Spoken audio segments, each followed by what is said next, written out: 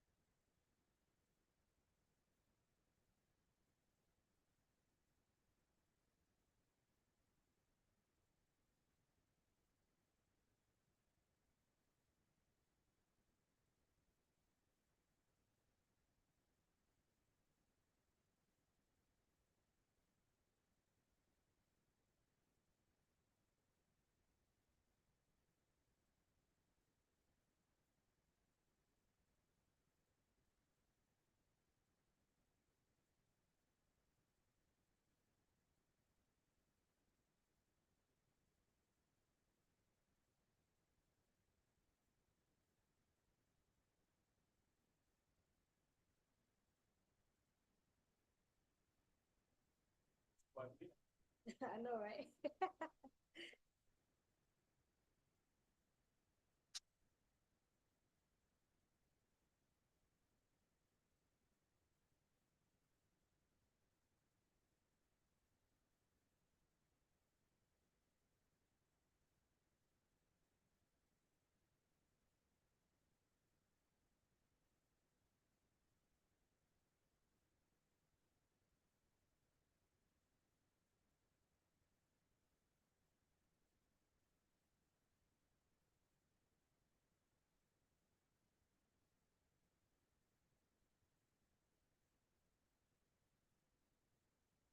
Okay, I reset the Zoom. I'll be back. I'm gonna go. I'll be back.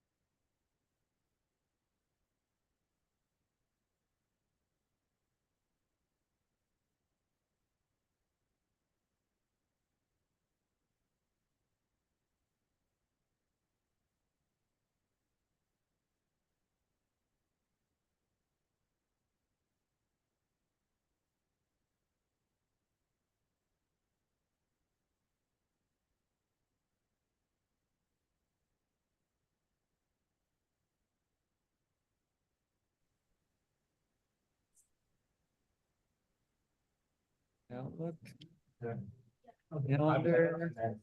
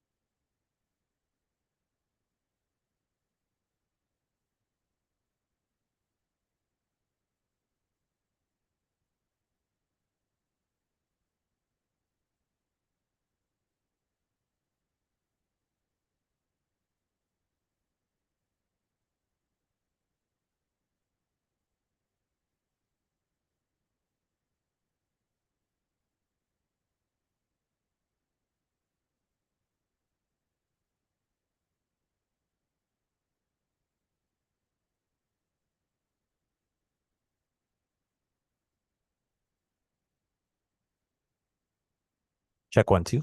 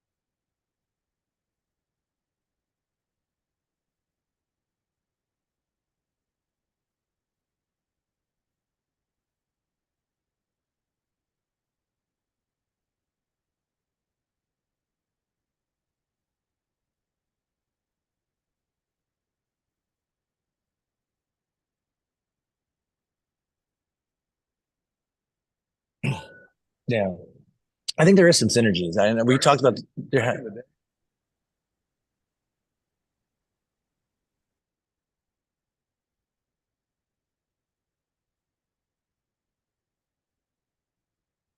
Hello.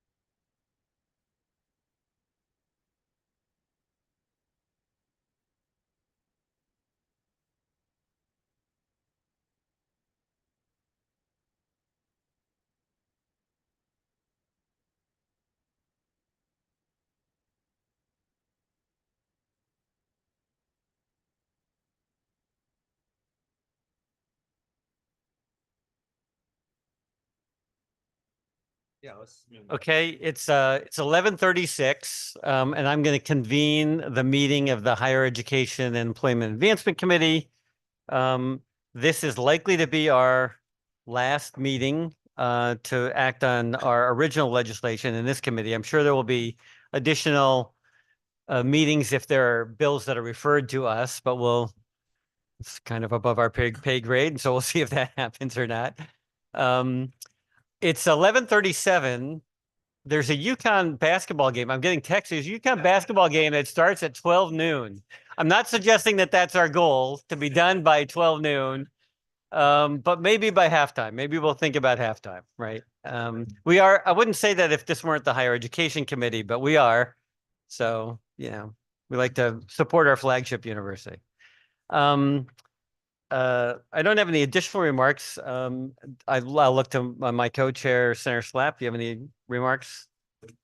I look forward to conducting this meeting and finishing our business hopefully today. And I'll say some thank yous at the end of the meeting to our terrific staff. So thank you, Mr. Chair.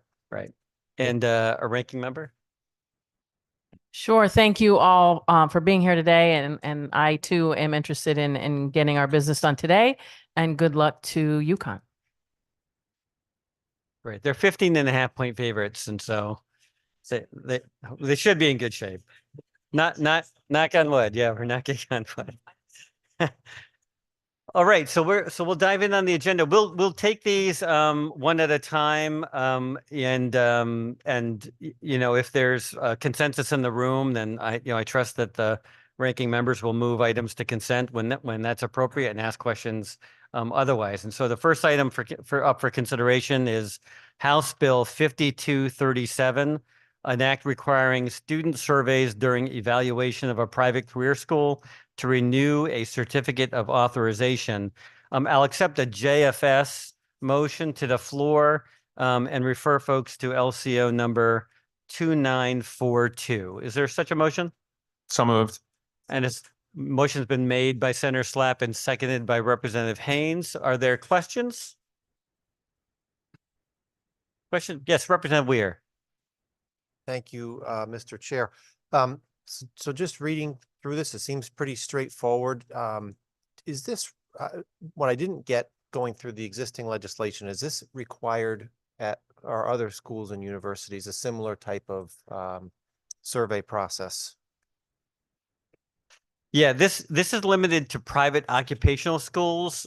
We have a much more, I would say, robust regulatory environment for private occupational schools. They are for-profit institutions. The independent colleges and the public universities are far more, I would say, established. There's a different set of regulations that sort of does govern whether or not, to make sure that they are financially secure. But so far, Connecticut independent institutions have avoided the fiscal catastrophes that have occurred around New England and around the country as they've faced diminishing enrollment. And we're grateful for that. Private occupational schools, obviously, last year, Stone Academy, one such private occupational school, fell victim to financial insecurity, left a lot of students in the lurch. And as a result, we're looking for ways to strengthen our regulatory environment over them in reasonable ways. And the Office of Higher Education that does exert that regulatory authority sought specific statutory authority to collect information from current students during their renewal process, just to be able to add that additional data point to their review of their licensure when they're up for renewal. So that's the impetus behind this legislation and the reason why it reads the way it does. Any Thank- additional questions? Go ahead. Yeah, well, I think just a point of clarification, the way, again, I think that the intent is good. I think getting an hearing from the students as they go through the school, if the training they're receiving is adequate to prepare them to enter the workforce, I think that is important information to have. And I just, in reading this, I was curious if maybe not exactly the same set of regulations, certainly because it's public versus private, but if it doesn't already exist, I thought that it would be, also laudable to consider having these sort of requirements for our public universities and colleges, to make sure that those students going through, I hear one of my kids just graduated. I've got one in college now, and making sure that they're prepared when they leave, that the education they're receiving is preparing them for their occupation. We hear all the time anecdotally of kids getting out of college and not being able to find work. And so just having that data, so I'm curious if that exists today already in our public universities, and if not, maybe not today through this legislation, but it seems like it would be a decent goal to strive for. Thank you. I appreciate those comments. I would just say that it is the value of a post-secondary degree is something that I think people on this committee have always worried about. And it's increasingly coming under scrutiny in the sort of the public realm. Institutions do maintain, keep track of their graduates post-graduation, and can oftentimes tell you what percentage of their graduates are gainfully employed post-graduation.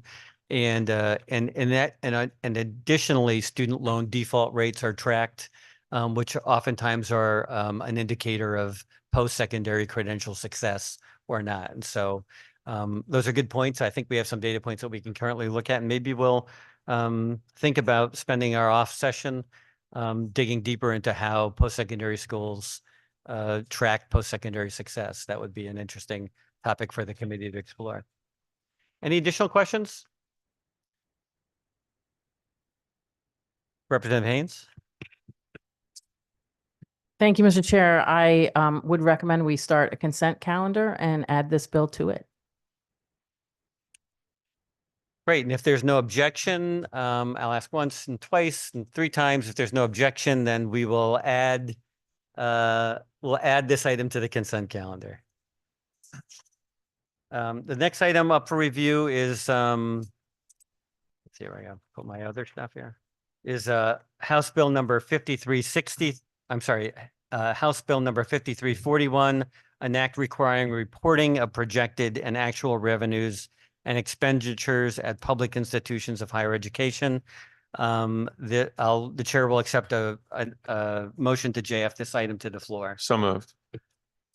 Motion's been made by Senator Slapp and seconded by Representative Haynes. I see a question. Do you have a question, Representative Cooley? No? Any questions about this item? Representative Haynes? Thank you, Mr. Chair. I'd like to put this on the consent calendar. If there's no objection, we will move this item to the consent calendar.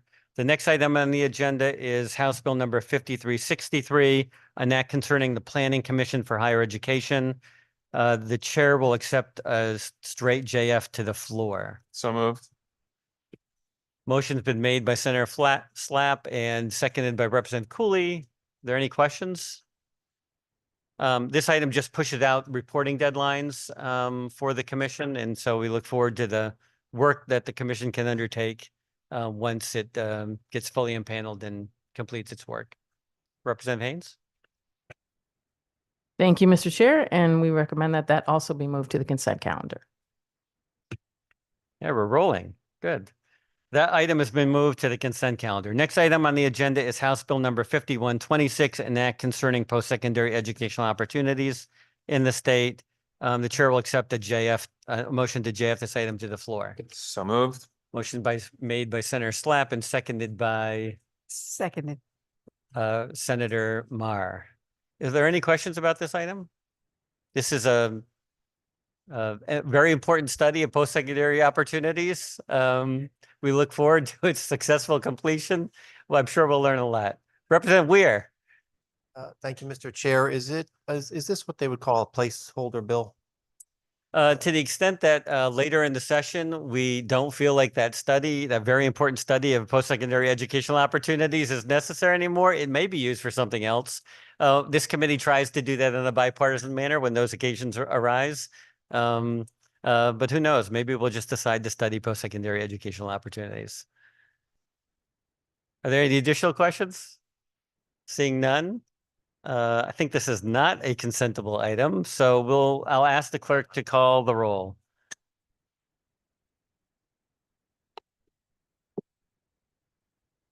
A motion has been made and seconded to JF to floor.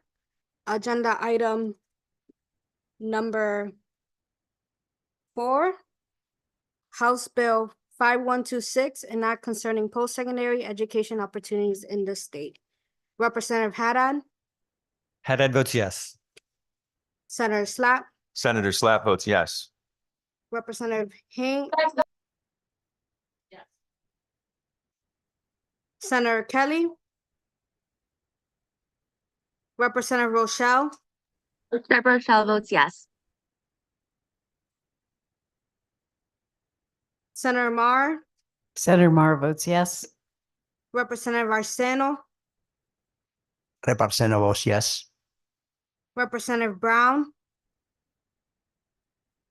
Representative Case,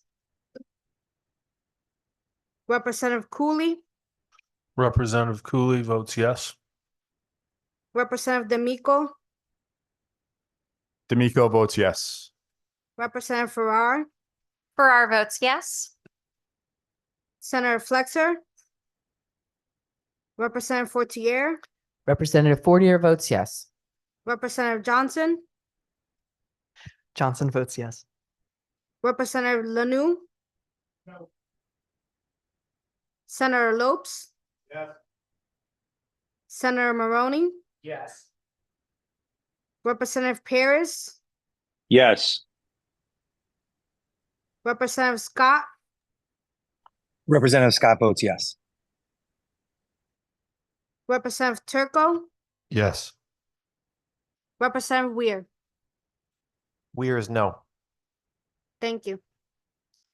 Thank you. We're going to hold votes open until 2:30. We'll sort of make an audible if the meeting runs a little longer than expected, and we have a little bit of leeway to extend that a little bit further if we need to. But for the time being, I think members will be assured that votes will remain open at least until 2 o'clock. The next item on the agenda is House Bill, item number 5, House Bill number 5239, an act expanding the Connecticut Collegiate Awareness Preparation Program. The chair will accept a motion to JF this item to the floor. So moved. Motion's been made by Senator Slapp and seconded Second. by Senator Mar. Are there any, I'll just say briefly, as an explanation, this is a piece of legislation that seeks to do two things, really. It takes our existing collegiate awareness and preparation program, makes some very minor modifications to the definition of the kinds of students that it serves. That's in lines 13 and 14 of the bill. More importantly, it opens the program to nonprofit organizations that already do this sort of work in our secondary schools. And it seeks to secure some additional funding to expand the program for both institutions of higher education and nonprofits who apply for the grants on a competitive basis. Are there any questions about this item? Senator Slapp. Thank you, Representative Haddad. This is not a question, but really just a comment. I want to thank good Chairman Representative Haddad for his leadership on this bill. This is not one of those pieces of legislation that's going to get a lot of headlines. We're going to get a lot of TV coverage, but it's critically important for expanding opportunity for folks. And I think especially in light of the Supreme Court decision last year, striking down race-conscious admissions, that we have to do more. And it's not just one bill. It's going to help accomplish this. We'll be talking about other bills that I believe are also going to do that. But this one really is important. And I don't think it would be here about to get JF and hopefully get support in the rest of the General Assembly without Representative Haddad's leadership. So thank you, Mr. Chair. Those are welcome comments. Thank you, Senator Slapp. I appreciate it. But it's a team effort on this committee. And I mean, I just think that these programs do a lot of good in the neighborhoods and at the schools where they're run, and expanding those opportunities for students to learn more about this college application process, to develop good, strong post-secondary plans prior to graduating from high school, and to get assistance with completing the FAFSA. There are a lot of goals that these programs sort of achieve, and it does a world of good particularly for low-income and first-generation students that struggle to find that kind of advice in many of our most under-resourced schools. So are there any additional questions or concerns? Representative Weir. Thank you, Mr. Chair. Can you confirm what the current budget is? It's going from what number to 4.8? Yeah, my recollection, I don't remember the specific dollar figure, but I think that this represents a tripling of funds to this particular program. And so the current allocation, I think, is 1/3 of the 4.8. Right. Okay, thank you. So I guess that would be roughly 1.6 million. And of that current budgeted 1.6, how much of that is utilized each year? Is that all gobbled up, Mr. Chair? Yeah, this is a competitive grant opportunity. So the money is allocated to the Office of Higher Education. They promulgate regulations that help govern a competitive process. There are several schools, institutions of higher education, both public and private, that access these funds. One of the important components of the work that institutions of higher education can do with this money is actually invite low-income first-generation students onto their campuses during the summer so that they get a better feel for what it would be like to go to college. They can meet with other students that are also first-generation and low-income and learn about their success. That in particular is an expensive component of the program. And this program has been, funding has been diminished over the last several years. So while it is 1.6 now, it has been more than that in recent memory. But those summer opportunities in particular have fallen victim to budget cuts. And so part of this is a restoration of money that has been lost, in addition to some additional funding to enhance the program. Thank you, Mr. Chair. And so as this goes, leaves our committee, then the money has to be appropriated. So will this be going to appropriations as an ask? Yes, so we're going to JF this to the floor because of the policy component of the bill, which could survive on its own, even without additional funding. But a number of us on this committee, I think, also serve on the Appropriations Committee and are working there to secure funding. Obviously, additional funding needs to be secured in the budget and not in a single standalone bill. So it has to be part of any budget that's adopted by the General Assembly this year. Thank you. And certainly, once again, I like the concept of the bill. I want to remind folks that certainly being from Eastern Connecticut, starting where my district ends and certainly heading out towards where Representative Lanoue is, there are disadvantaged people out there as well. First time college people who have never attended college before. So I think this could be a good opportunity for Eastern Connecticut as well. Sometimes I think that those small rural towns tend to get forgotten when we talk about the disadvantaged and underserved, and but that exists out there. So thank you. As an Eastern Connecticut resident myself, I agree entirely with your remarks. And so, I know that some of this money, in fact, does go out to Wyndham County. So adding resources to the program can only enhance opportunities for schools there. Any additional questions? Seeing none, we're going to have a roll call vote on this? Yeah, we will. I'll ask the clerk to call the roll on item number 5. A motion has been made and seconded to JF to floor, agenda item number 5. House Bill 5239, an act expanding the Connecticut Collegiate Awareness and Preparation Program. Representative Haddad, Representative Haddad votes yes. Senator Slapp, Senator Slapp votes yes. Representative Haynes. Senator Kelly. Representative Rochelle, Deborah Rochelle votes yes. Senator Mar, Senator Mar votes yes. Representative Arseno, Rep. Arseno votes yes. Representative Brown, Representative Case, Representative Cooley, Representative Cooley votes yes. Representative D'Amico, D'Amico votes yes. Representative Farrar, Farrar votes yes. Senator Flexer, Representative Fortier, Representative Fortier votes yes. Representative Johnson, Representative Johnson votes yes. Representative Lanu, Yes. Senator Lopes, Senator Maroney, Maroney votes yes. Representative Paris, Harris votes yes. Representative Scott, Representative Scott votes yes. Representative Turco, Yes. Representative Weir. Weir is yes. Thank you. Again, votes will be held open at least until 2 o'clock. The next item on the agenda is item number 6, Senate Bill number 203, an act concerning the consideration of familiar relationship during the admissions process by an institution of higher education. The chair will accept a motion to JFS this item to the floor and reference LCO number 2946. So moved.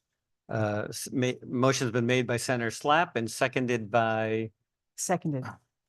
Senator Mar. I'll ask my co-chair, Senator Slapp, to describe the substitute language. Thank you, Mr. Chair. Yes, I'm going to briefly describe the substitute language and then we'll open it up to comments or questions, and I'll save my remarks until the end of that discussion. So this substitute language does really 2 things.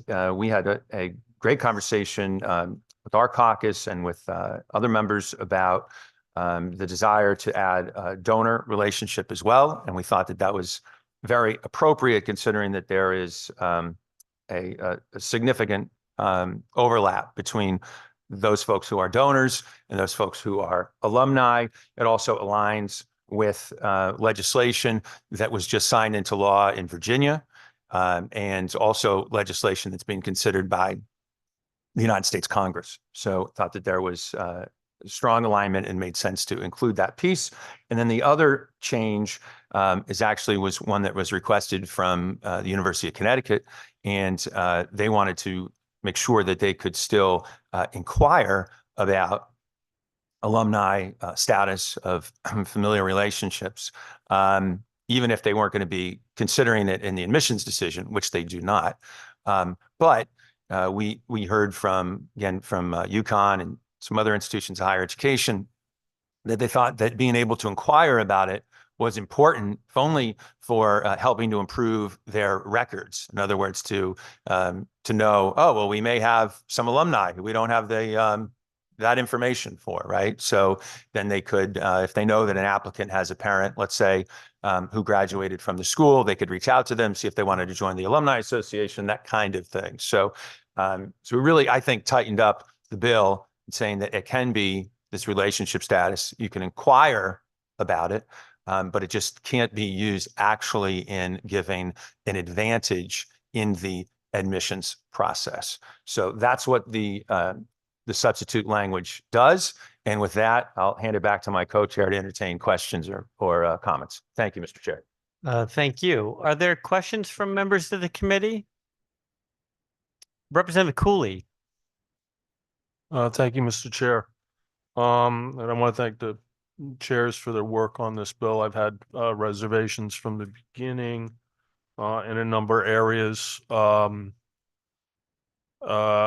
will vote to move this onto the floor, but I will be inquiring on my own with institutions regarding their view on the new language, which I have not had a chance to do yet. But I do want to thank the chairs for their and the committee for their work on this bill. So I will end up voting yes to move this forward, but I still reserve the privilege to vote no on the final bill should the language not be suitable to a number of the institutions that I will be talking with. Thank you. Thank you for those remarks, Representative Cooley. I see Senator Kelly is online. I wanted to make sure he had an opportunity to ask a question or offer a perspective if he so wished. There he is. Thank you very much, Mr. Chairman. I don't have a question. I know I've talked with leadership of this committee on this issue. I think when we look at this, I think it's one thing for our state government to put these rules and regulations on public institutions like UConn and the Connecticut State College system. I think it's quite a different issue when we start interfering in the relations of private institutions with their students. And I think we have a slippery slope here. And in my conversations with the universities in my area of the state, what I find is that there is an important relation between graduates and the incoming classes, particularly when you're looking at faith-based universities. You know, they answer to a higher authority. And what you want to make sure is that the class is going to complete their 4 years of study. Now, when we step back, the one thing that has created American exceptionalism is the ability of our academic community to exercise their freedom to teach how they are and what they are and prepare our citizenry for the future. I think when the state government starts to interfere in that process, we're not only interfering in private relations of institutions, but we're also interfering in that American excellence. Whether I agree or disagree with the product coming out of American institutions at this time, the fact remains that academic freedom is a hallmark of American democracy. And that American democracy has created the exceptionalism of America throughout the world. It's the high academic standards that our country enjoys. And that's because of the freedom that these institutions also enjoy.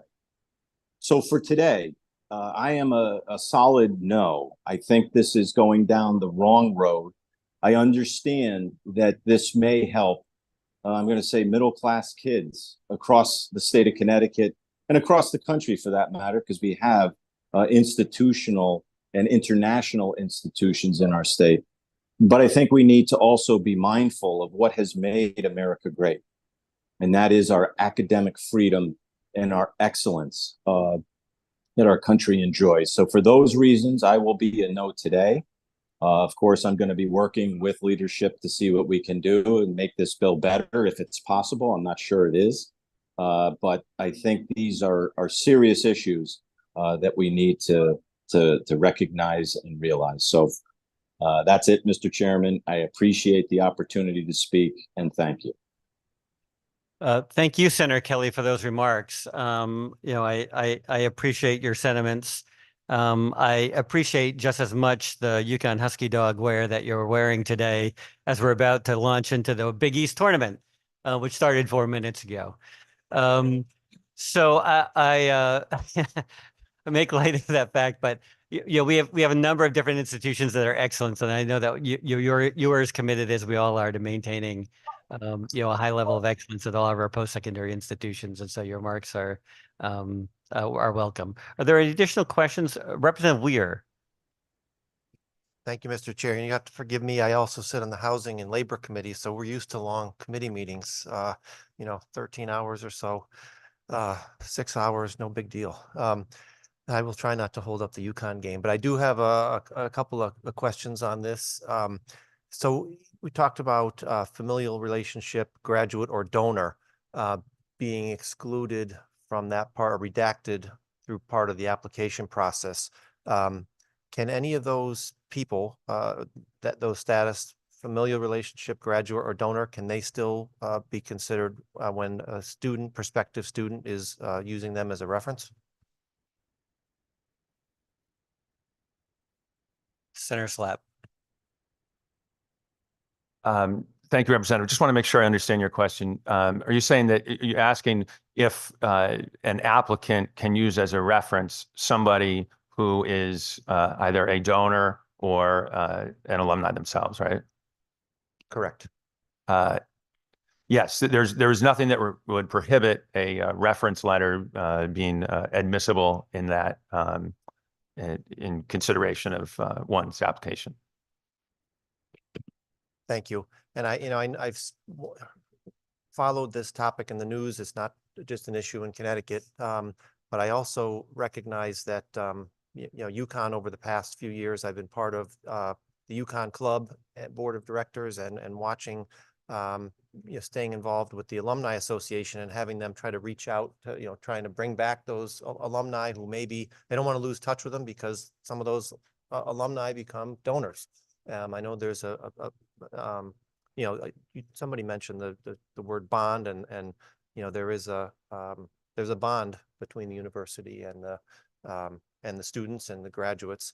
So I have reservations on this topic. I think references could be a great judge of character, and if a prospective student is going to use one of these, family member or another graduate or donor as a reference, I don't see how that's going, how that wouldn't influence the process, knowing that, a graduate is coming out as a point of reference. So I'm concerned with, I think on one hand, I see what we're trying to achieve, but then on the other hand, it seems like there's easy ways around it. And so I have concerns with the process in general. Thank you.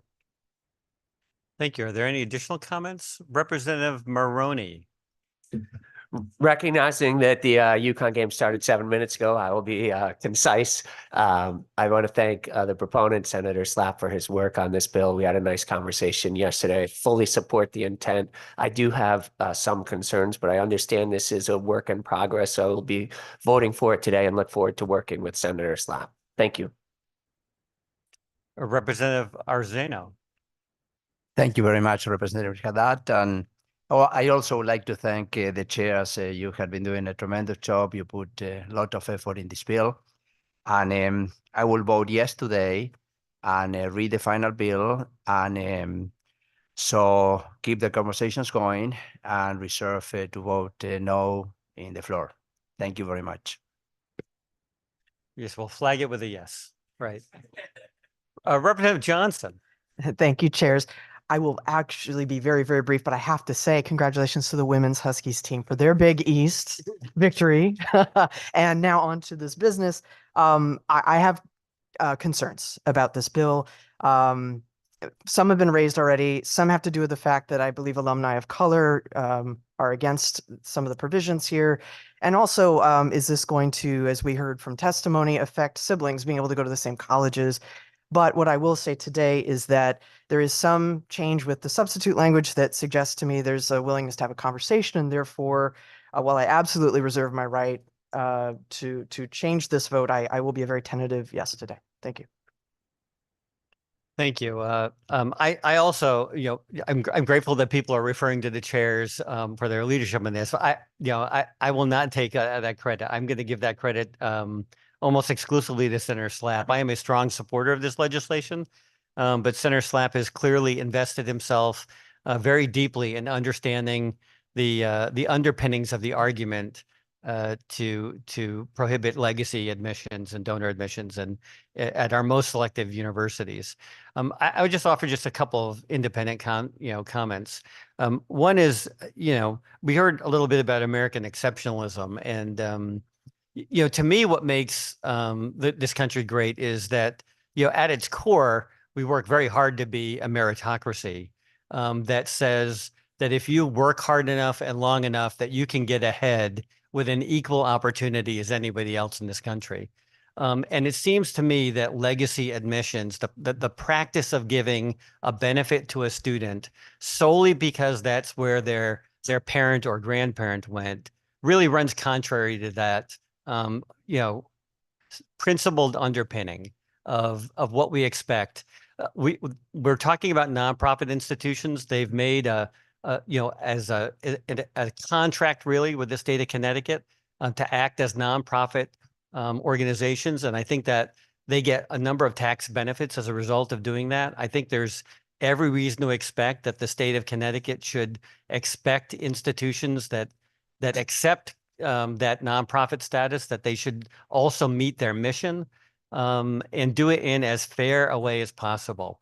And every time I look at this issue, I really just come away with the thought that legacy admission preferences are just plain wrong.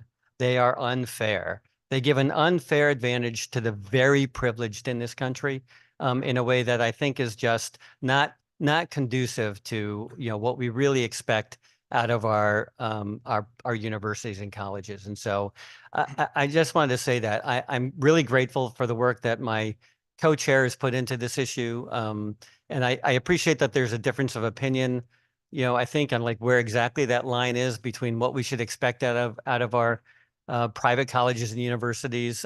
I think this is clearly steps over the line, and I welcome the opportunity to vote in favor of this bill and will vigorously support its passage, not just in this committee, but further down the road. And I appreciate Senator Slapp's leadership on the issue. Senator Slapp. Oh, is there someone over there? No. Thank you, Representative Haddad.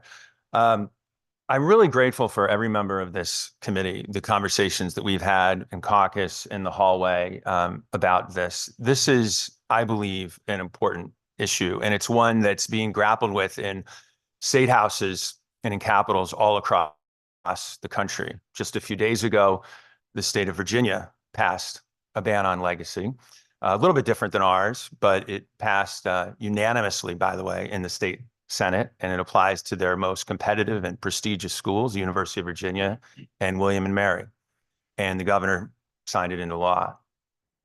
In Congress, there are numerous bills that are being pushed right now, bipartisan, by the way, just like in states all across this country. There's Senator Scott, Senator Kane have one bill in particular that seems to have a lot of momentum. But it's an issue that, again, lawmakers all over the country are addressing, and on both sides of the aisle showing strong leadership. And why, I think, is a legitimate question. And if you look at the statistics, I think it really supports what Representative Haddad just mentioned in terms of when you compare applicants who have the same grades and GPA, and one is a legacy and the other is not. That legacy student, and we know they are by far disproportionately wealthy and by far disproportionately white as well.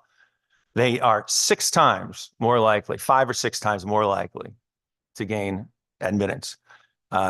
Legacies from the richest 1%, 5 times more likely than non-legacies, 1.5 times more likely than the bottom 95% of income. Representative Weir mentioned his constituents in the eastern part of the state. And this, certainly is true with folks from rural, underserved communities. The legacy bump is equivalent to, research shows, an extra 160 points on your SAT. So one of Representative Rear's constituents who is busted their butt and tried so hard in school and received great grades and great test scores and did it without the help of tutors and maybe the high school. They didn't have as many, counselors as they should have, right? And against all odds, they have achieved. And then they put in their application and they start 160 points behind. That is so unfair. And we had in this hearing earlier this year, many of you participated, we heard from 2 Hartford Promise students, Yamaleth Lopez Ramos and Richardson Mertz. And they talked about how they felt like the system, the game is rigged. And they said they just wanted a level playing field. And if just, they don't need extra advantages, they said, but just give them an equal chance. And I think it's so important for us to show that we are listening to them. And, I have statistic after statistic, and some of you have endured my questioning of, some of the people who testified from certain institutions against the bill. And I won't go into all of it. I know UConn's playing and we want to be respectful of that. I just want to mention a couple arguments that we heard against the bill. One is that these schools should have institutional freedom to be able to conduct their admissions policies however they want. The reality is they do not already have that institutional freedom. The United States Supreme Court, as we all know, just last year, took away certain preference, right, and said you cannot give preference based on race, right? So that preference is gone. I think it's egregious, though, that this preference, the one for wealthy folks, remains. So they do not enjoy that institutional freedom. And I would bet a good third of the bills on our agenda that we're going to pass today impact private schools as well. Some of them may have even gone on consent. So we're okay in certain circumstances with state government saying, hey, this is how both public and private institutions should act, right? And I would say with bills that probably, maybe aren't as significant as this when it comes to who gets a ticket to the elite in our society, right? The most powerful. And if you look at leaders of Fortune 500 companies, you look at members of Congress, United States Supreme Court justices, I mean, this really matters to how our society operates.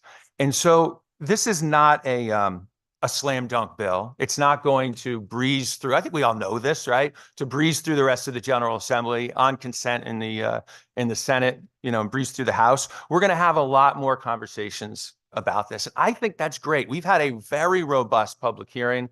And so my plea is let's continue those conversations. This will, today, we JF this bill. It will launch Connecticut into a national conversation that's already going about the role that higher education has. Is it about to just perpetuate privilege, or is it truly about expanding opportunity? Let's have that conversation. And by voting yes, that's what we're doing. So again, I'm so grateful to everybody's just collaboration and open-mindedness. This is big stuff that we're talking about today, because it's not just about Connecticut. It's also about, right, how our society operates. And I think we can give a very strong message that we're listening to those students. Alliance, the Generational African American Student Association, the Asian American Student Alliance, the Native and Indigenous Student Association, Students of Indigenous People of Oceania, Yale Middle Eastern and North African Student Association, and the First Generation and Low Income Advocacy Movement. Students representing all those organizations testified at Yale for this bill. And we heard students from Hartford Promise. We know that 75% of the American population agrees with us. The majority of admissions officers agrees with this bill. People are behind it. And so again, thank you for your consideration of this bill. I think it's really important, and I hope that we can continue the conversation. Thank you, Mr. Chair. Thank you, Senator Slapp. Are there any additional comments or questions? Seeing none, the clerk will call the roll on item number 6, House Senate Bill number 203. A motion has been made and seconded to JFS to the floor. Senate Bill 203, and not concerning the consideration of familial relationships during the admissions process by institutions of higher education. LCO number 2946. Representative Haddad, Representative Haddad votes yes. Senator Slapp, Senator Slapp votes yes. Representative Haynes,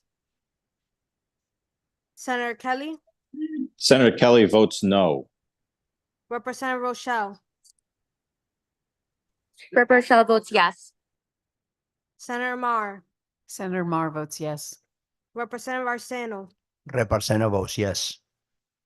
Representative Brown, Representative Case, Representative Cooley, Representative Cooley votes yes. Representative D'Amico, D'Amico votes yes. Representative Farrar, Farrar votes yes. Senator Flexer, Representative Fortier, Representative Fortier votes yes. Representative Johnson, Representative Johnson votes yes. Representative Lanu, Yes. Senator Lopes, Senator Maroney, Maroney votes yes. Representative Paris, Paris votes yes. Representative Scott, Representative Scott votes no. Representative Turco, Yes. Representative Weir. Weir is no. Thank you. Thank you. The next item on the agenda is House Bill number 5338. It's item number 7, an act concerning the admission of state residents to veterinary schools. The chair will entertain a motion to JF this item to the floor. The chair recognizes the motion by Representative D'Amico and seconded by Representative Haynes. This bill provides a small amount of funding to a pre-existing program that has been unfunded in the budget for a number of years. It ensures a certain number of Connecticut residents admission into a veterinary school in another state, provided that such an arrangement can be negotiated by the University of Connecticut in another school. And so if there are any questions about this, I'll ask if members have questions. Seeing none, Representative Haynes. Thank you, Mr. Chair. I propose we put this on the consent calendar. Representative D'Amico is jumping for joy. Well, if there's no objection, we will move this item to the consent calendar.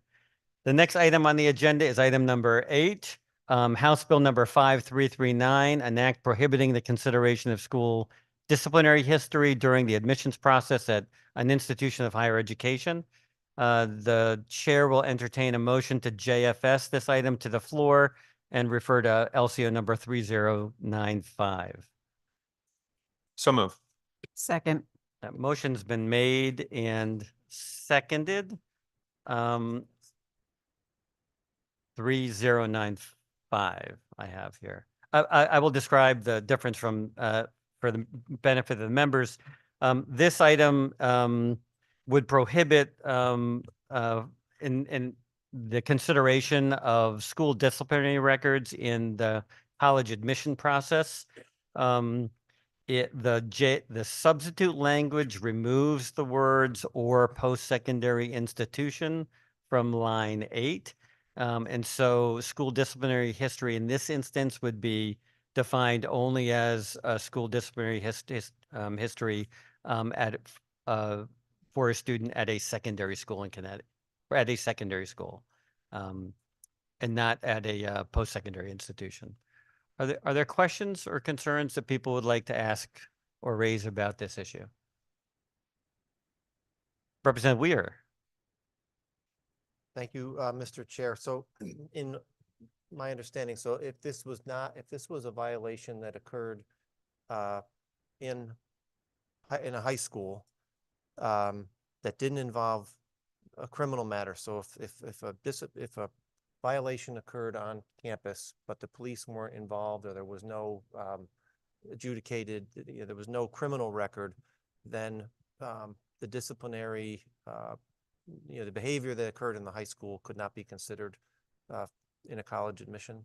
Is that as I understand it? Yes, that would be the impact of the bill should it pass into law. So if somebody, I don't know, damaged a bathroom, vandalized the bathroom, and was found and served an in-school suspension, and that was on their record, college would not be able to see that. They would be able to see it after the admissions process, but not during the admissions process. Yes.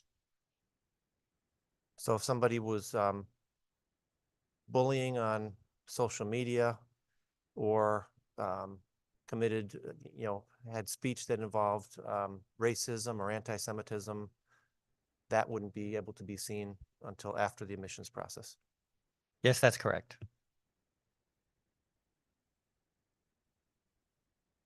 Okay, thank you for those. Yeah, just to clarify, unless they broke the law, as you had said earlier, if the activity rises to the level of a criminal activity, then our expectation, of course, is that those things are, institutions oftentimes have separate questions that inquire about criminal history.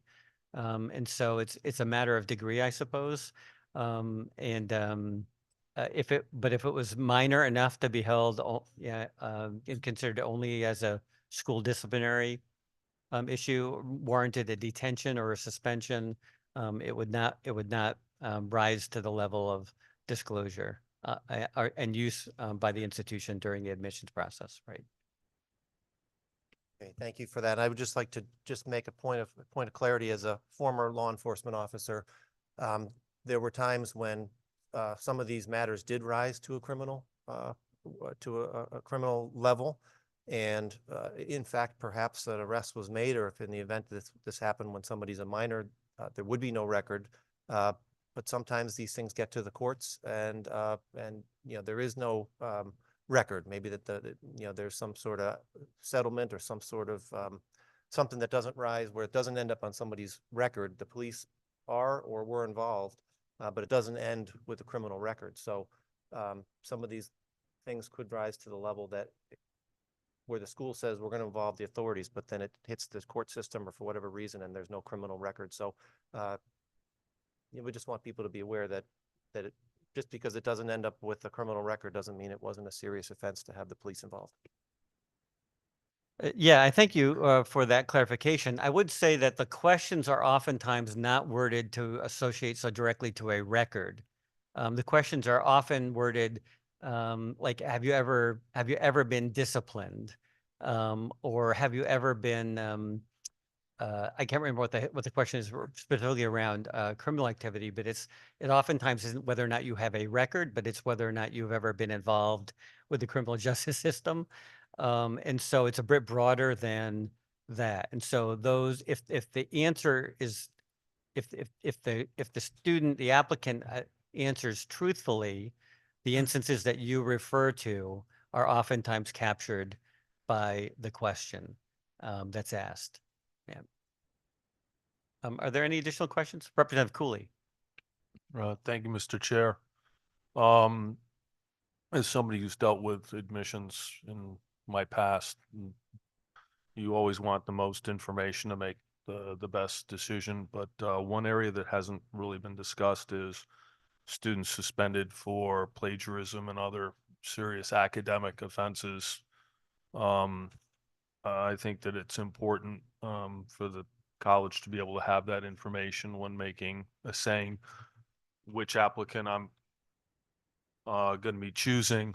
It may be something if you get a suspension because of an serious academic violation, that's something that when applying for post-secondary, that's information I think that should be available to the college, especially when we were just talking about giving the advantage merit-based.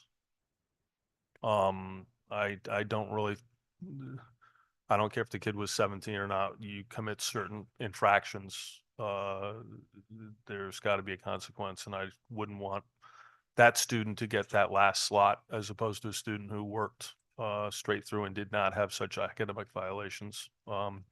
That's where I'm coming down. I understand other members of the committee will have a different opinion on this, but I have serious reservations about this as it's currently written.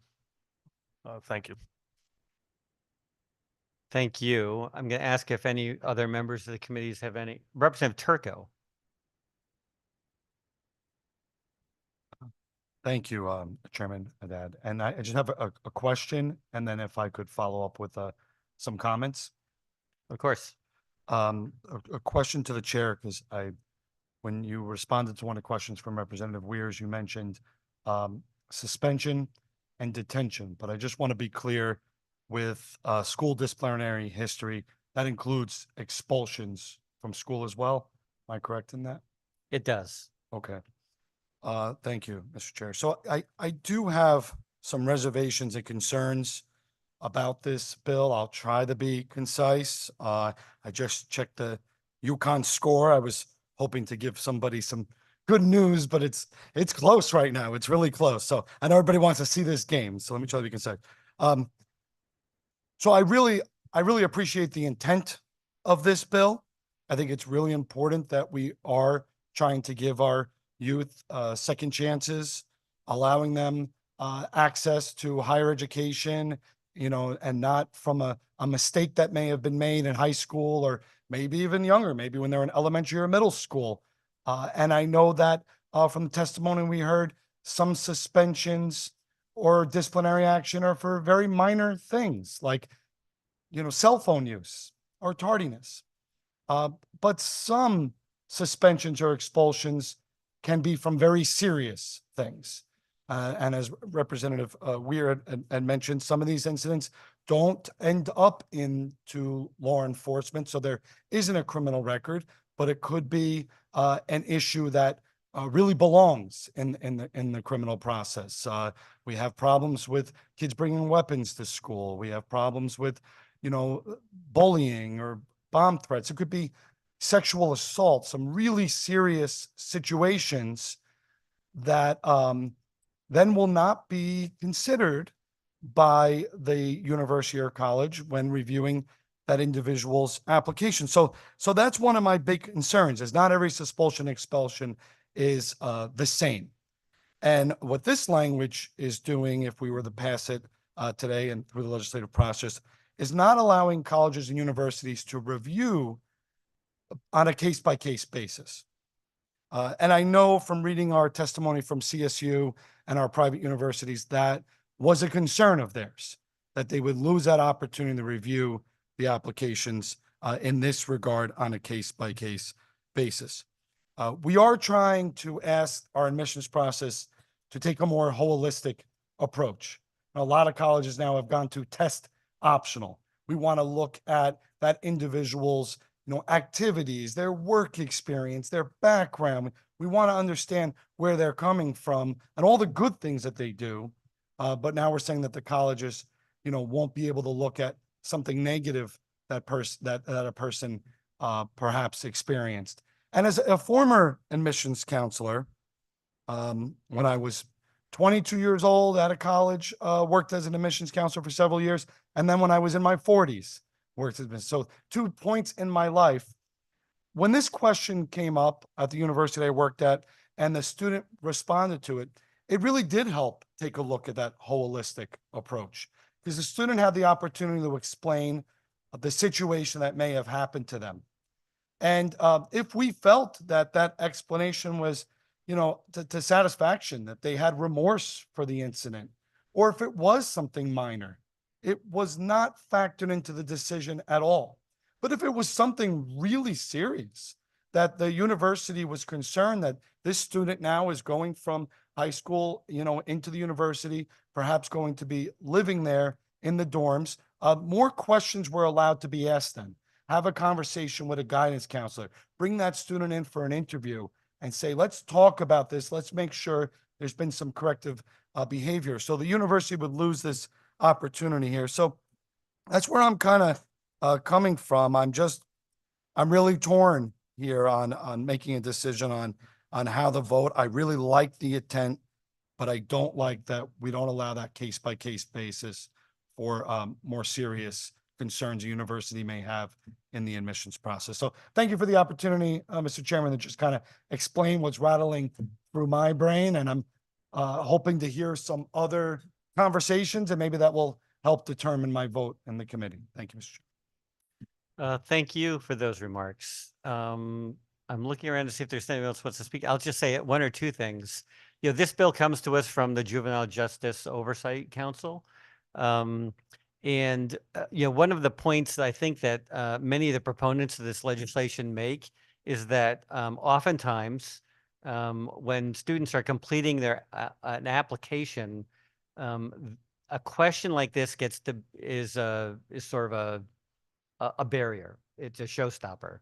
There's lots of there is evidence that students who have had even minor infractions stop the application process when they face that question, because it's a signal that perhaps they will not be welcome and that it's a fruitless endeavor.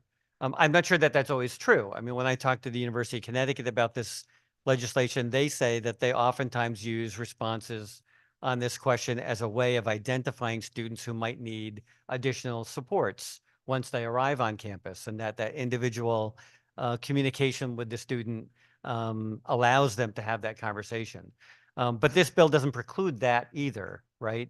What it does is it says that information can be used post-admission process to make those kinds of determinations. It could be used post-admissions process to properly house a student and make sure that they have safe and secure housing.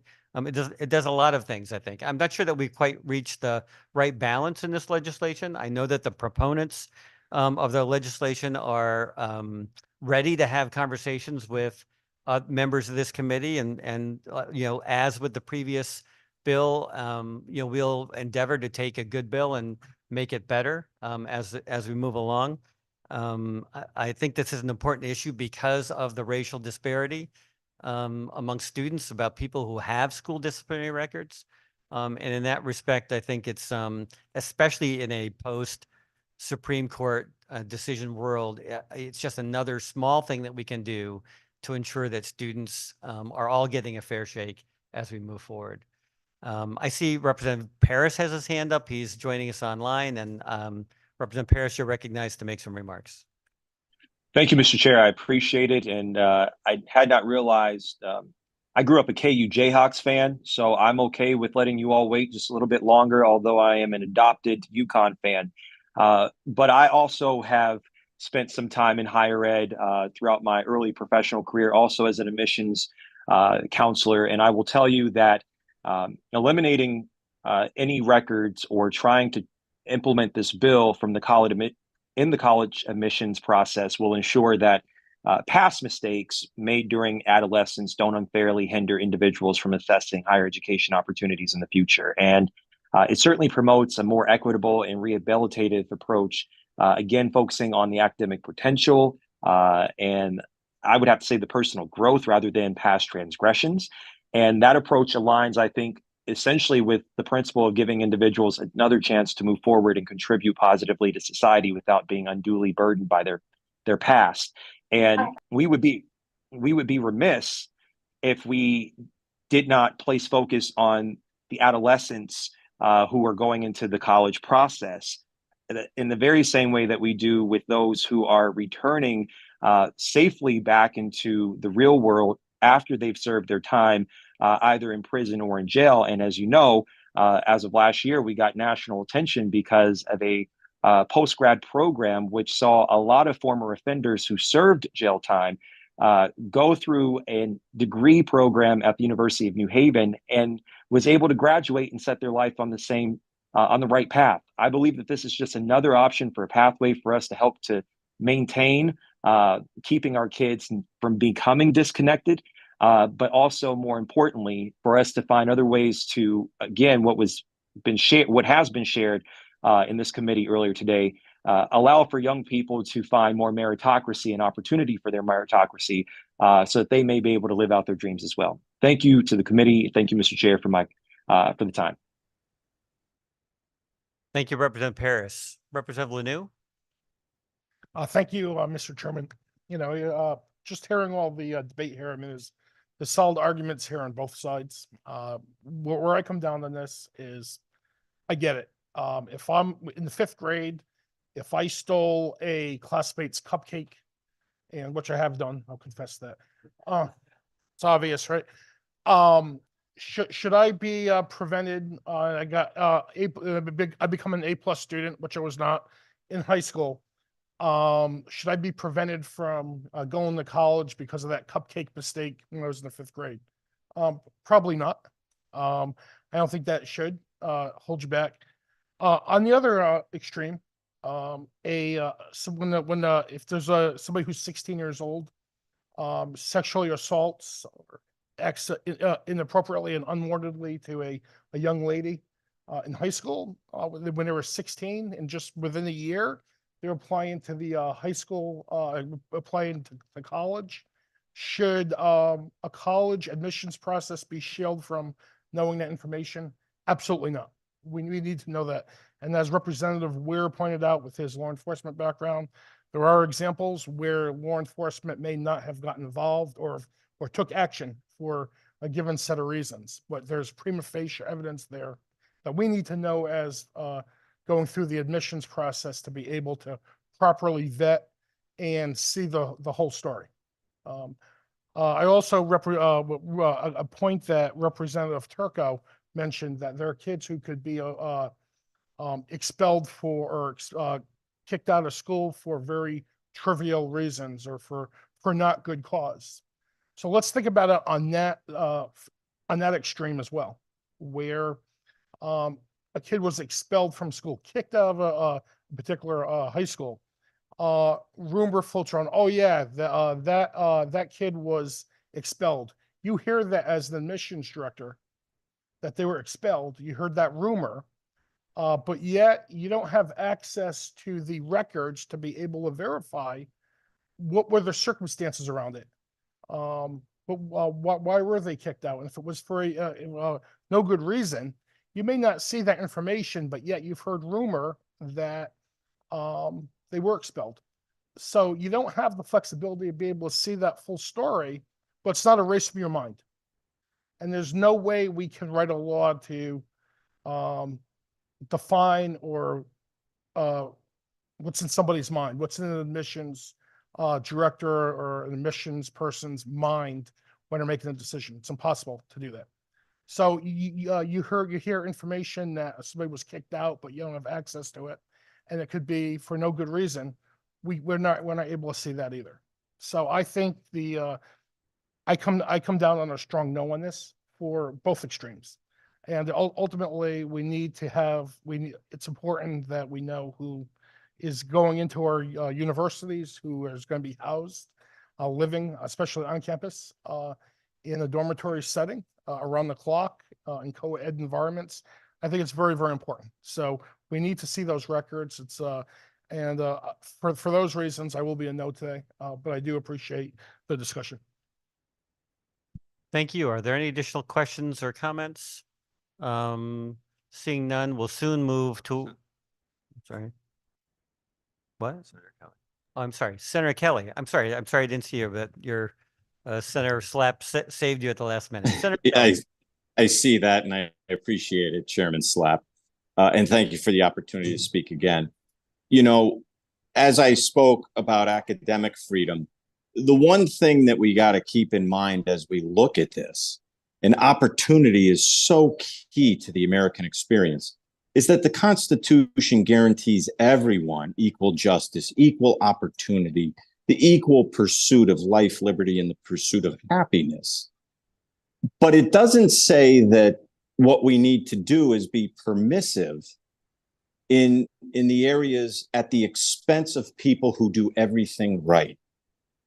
And while I appreciate the underpinnings of this statute or this bill, and I believe certainly in forgiveness and second chances and giving people an opportunity to rise to their own level, it cannot be done at the expense of somebody who plays by the rules and does everything right and doesn't have that same history. I think when we say as a government that we're going to require institutions to withhold information, we've heard testimony from amongst our members that that information is key to discern through academic freedom whether or not this is a student who is remorseful, who has the opportunity to move forward, and is the right fit for an institution. I think this is critical information, not only that somebody had a past, but how they deal with it presently. Do they acknowledge it? Do they recognize it? And are they willing to change? But to say we're not going to look at that anymore certainly puts people who are following all the rules at a disadvantage to those who may not. We heard from one member about plagiarism. That student may have gotten better grades because of that plagiarism. And now not only is the plagiarism not being looked at, but the grades that resulted therefrom are being rewarded. And the student who worked hard, studied, put the time in is being disadvantaged. So for now, I'm looking forward to working with committee leadership. But for now, I'm marking this bill and voting no, because I think it's important that voice is heard in this discussion. Thank you.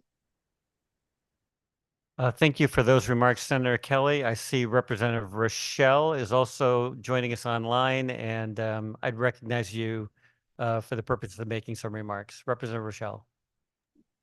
Thank you, Mr. Chair. I've had some concerns about this bill, and I've also had the opportunity to speak with the proponents of the bill. And so while I want to have it on the record that, I think this bill is a work in progress, I'll be voting yes today to get it out of committee with the commitment from the proponents of this bill that they will be collaborating with us to try to work out details. Because really with bills like this, the devil's in the details, and we want to make sure that if we are going to advance this, that it's done properly.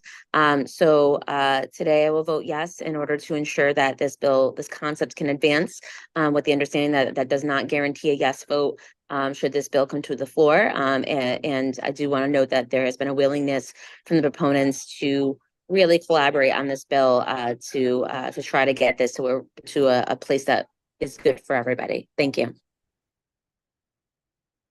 Thank you for those remarks. I see Senator Kelly has raised his hand again. I just want to give him the opportunity for a second time if that was intended, if he intended to speak again. I don't see him coming online again. There he is. No, Mr. Chairman, I'm just trying to lower the hand, and I've not been successful. Such is the Zoom world. Zoom world, right? Exactly. But thank you. Before we call a roll call vote, I just want to say that on this item and on the previous item, I think that, I'm really proud of this committee for comporting itself really well. I think that we are an example of a committee where we can disagree, but do so respectfully and civilly. And we're committed, I think, to, doing, to all passing good legislation. That doesn't mean that we're all going to agree.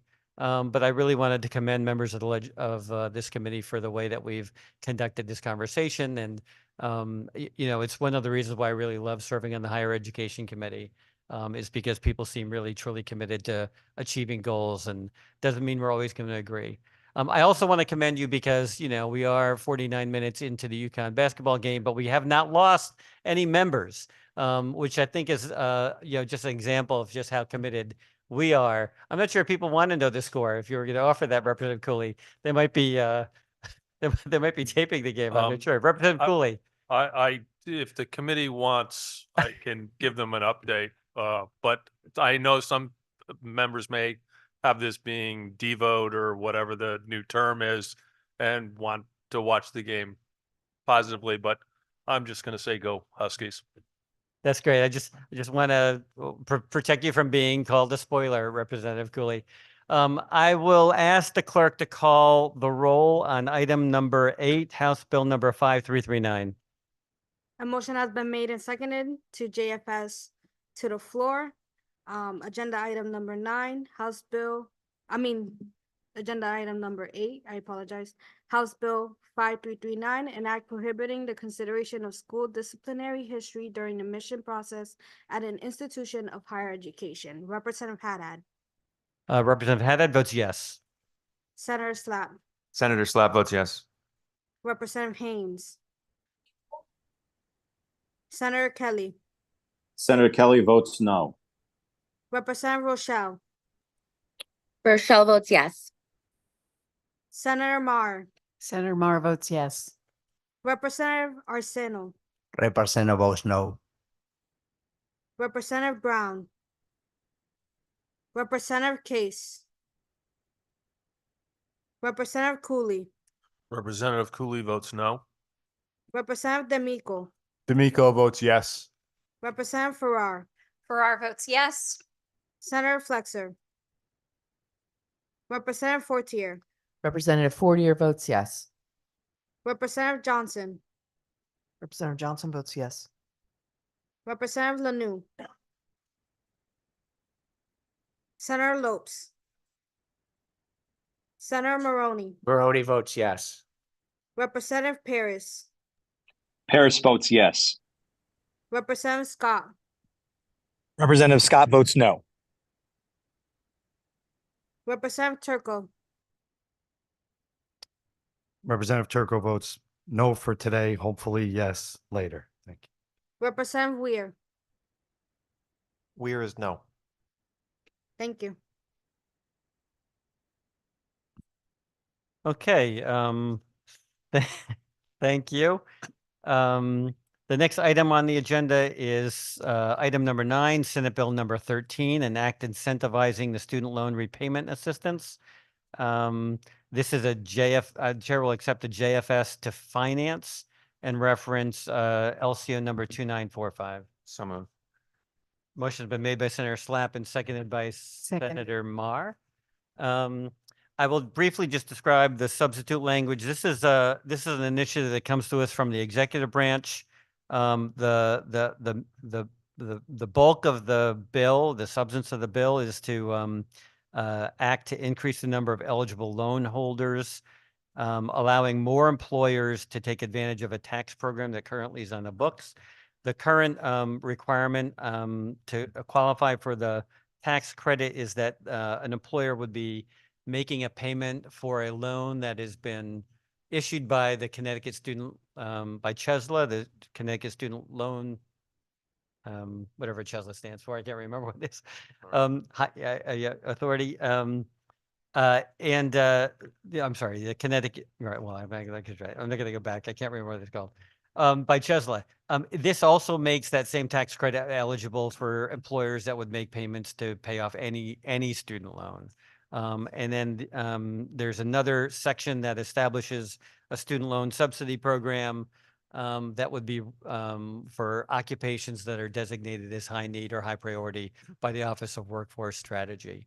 The remaining sections of the bill under the S language are deleted. The essential component is that the governor had wanted to wipe from the statutes, do some just sort of general cleanup of the statutes by eliminating several programs that are have been passed by the legislature in the past, but maybe are not fully implemented now. We've decided to defer action on that until we see the success of the current programs that we're putting in place of those programs. And so that's the nature of the substitute language, and the remaining sections just make our sections that refer to those deleted sections and those deleted programs.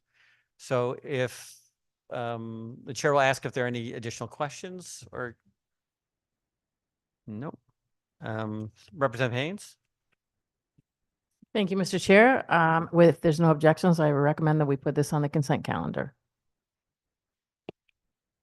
If there are no objections, and I see no objections, we'll move this item to the consent calendar. The next item is item number 10, SB number 303, The chair will accept a motion to JF this item to the floor. So moved. Motion's been made by Senator Slapp and seconded by Senator Lopes, jumping in on the action. This is concerns purely technical revisions to the higher education statutes. It comes to us from the Legislative Commissioner's Office. Is there any questions? Seeing none, Representative Haynes. Thank you, Mr. Chair. I recommend putting this on the consent calendar. Thank you. And if there's no objections, and I see none, though, we will move this item to the consent calendar. The next item on the agenda is item number 11, Senate Bill number 304, an act implementing the recommendations of the Connecticut Higher Education Supplemental Loan Authority. Look, they're right in the bill is what CHESLA stands for. The chair will accept a JFS to the floor and refer to LCO number 2971. So moved. Motion's been made by Senator Mar and seconded by Senator Maroney. The senators are uncharacteristically vocal today. House members are uncharacteristically quiet. Are there any questions about this? Motion's been made and seconded. Are there any questions about this item? Representative Lanu. Yes, thank you, Mr. Chairman. Just a quick question. Is there anything in this bill, I couldn't find it, that would require if somebody under the age of 18 wants to take out a loan, would it require somebody over the age of majority to co-sign with them?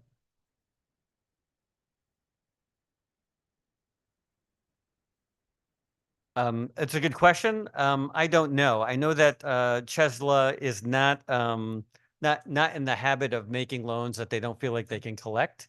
And so I think the impetus behind that kind of a cosigner would probably come from them as the fiduciary, in exercising their fiduciary responsibility to make sure that the program runs well. There's nothing in the statutes that requires or prohibits that, but that is the charge of CHESLA, is to run a smart program like that.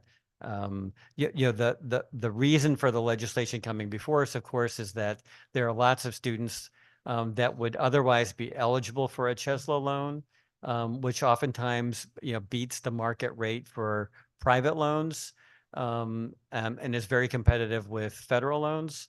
But there's a whole category of students who are 17 years old when they graduate and are ineligible to take advantage of those loans. And so we're removing, a clarifying language for CHESLA to ensure that they can write those loans. I appreciate the intent of the legislation, but I can endeavor to get a response to you from CHESLA at some time. But I suspect that there are safeguards in place, but I don't know exactly where to point you to find those safeguards. Yeah, I appreciate your attempt to answer the question, Mr. Chair, and I do apologize if I put you on the spot. That certainly wasn't my intention.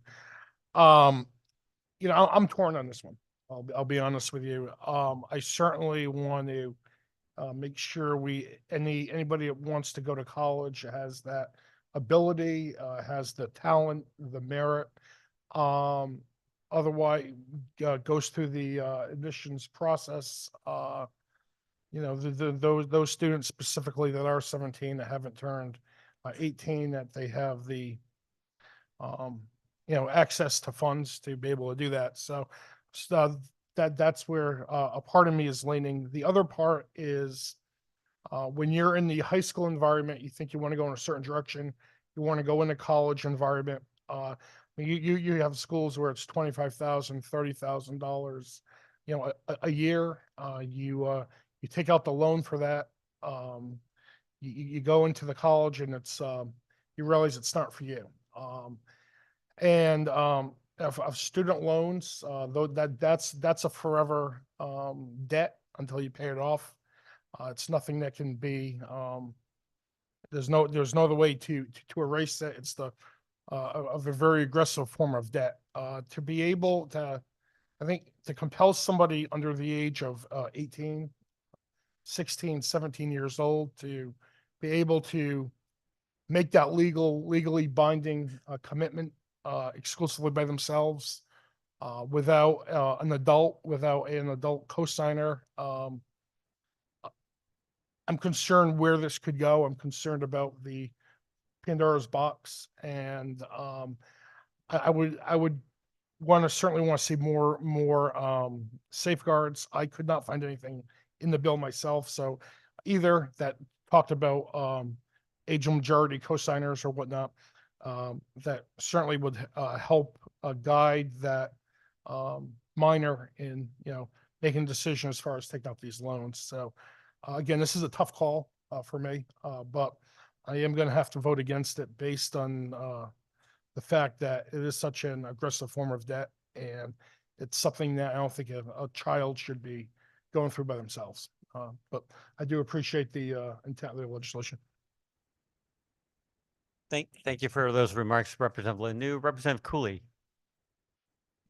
I'm pretty much a simple no. They're not at their majority yet. They're not considered legally adults, and having them sign a contract, we're kind of carving out a whole new space. I understand the intent behind it, but you have to reach the age of majority to be able to sign contracts. That is 18, in some cases 21. I will not vote to break through that barrier. I think you're dealing with massive debt that can be accumulated through student loans. And I haven't seen anything in the language of the bill that would, if the 17-year-old needs it, it's got to be co-signed and taken on by the parent.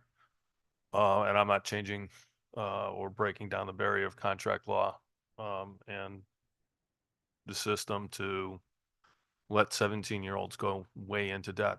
I just think this is well-intentioned, but the old saying, the road to hell is paved with good intentions. And I see this as a road going down a bad place. Thank you. Thank you. Are there any additional questions or concerns? I would just, Representative Weir. Thank you, Mr. Chair. And for all the reasons that my colleagues mentioned, I think it is a laudable concept. I think that this is possibly providing an opportunity for someone who's in that middle ground, someone who's under 18, who's ready for college. It's a possible opportunity for education. But Representative Cooley touched on the student loan debt that we're having. It's basically an epidemic where we're talking about forgiving it, where people can't afford, and those are people who entered into those agreements generally 18 and above, and now we're giving that same authority to someone who's 17, arguably, I guess mature if they're able to, if they're looking at college and arguably mature enough. But you're subtracting a year where we talk about brain development and all that, and I think we could potentially, with these intentions, could be setting up some small segment of young people who fall into this bracket. We could be setting them up for a lifetime of debt. If there was a provision that said they're eligible, but only with a cosigner, an adult cosigner, that's something I could consider. But in many cases, these people can't get a conventional loan. A young person can't walk into a bank and take out a loan. They can't have a credit card under 18. There's a lot of things that we protect, many steps that we take to protect young people, sometimes from our own impulsiveness. My wife protects me often from buying things I shouldn't today as an adult. So I would say that we need to be very guarded here. Again, I think a good intention, but I mean, if you took this to the extreme and you said, hey, there's a kid a la Doogie Howser who's 14 or 13 who's academically eligible for college, I don't think we would allow a 13 or a 14-year-old. And from what I read, it doesn't say, hey, this is only 17-year-olds. So conceptually, you could have a genius who's ready for college, who can't afford it. And I don't think that we would ever put a 12 or 13 or 14-year-old kid in the position of signing for a loan at that age. And so I think, that 18 is a clear demarcation. It's a line of demarcation it's set. And I think we have to be very cautious. So I will be no today on this, even with the best of intentions, if not for having some adult involved in that contract.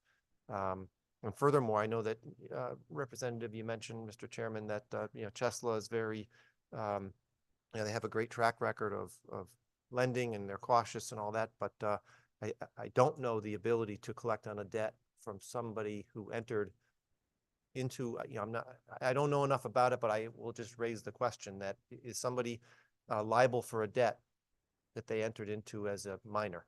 If that debt goes, if they stop paying at age 18 or 19 or down the road, is that even collectible? I don't know the answer to that, but I think these are questions we should be asking. So I'll be a no on that today, and thank you for the time.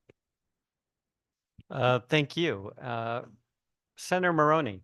At the risk of making us miss even more of the UConn game, I understand the concerns of my colleagues. I just want to explain the Chesla loan for those who aren't familiar with it. Chesla loan is one of the best supplemental loan programs in the country. It's available to Connecticut residents or residents from any other state who are attending a college in Connecticut. This is not changing the underlying underwriting. It's just allowing us, in the instance that someone graduates younger than 18 and wants to go to a certificate program or to college, that they could obtain a loan. In order to obtain the loan, your debt to income ratio cannot be more than 43%. And so if it's unlikely that a student who's that young would be able to meet that. So in that event, then you'd have a cosigner. And the cosigner is released from obligation after 10 years of on-time payment. So this does not take away the cosigner from that. Thank you very much. That's very helpful information, Senator Maroney. I wish I had recognized you earlier so that you could have jumped in on this.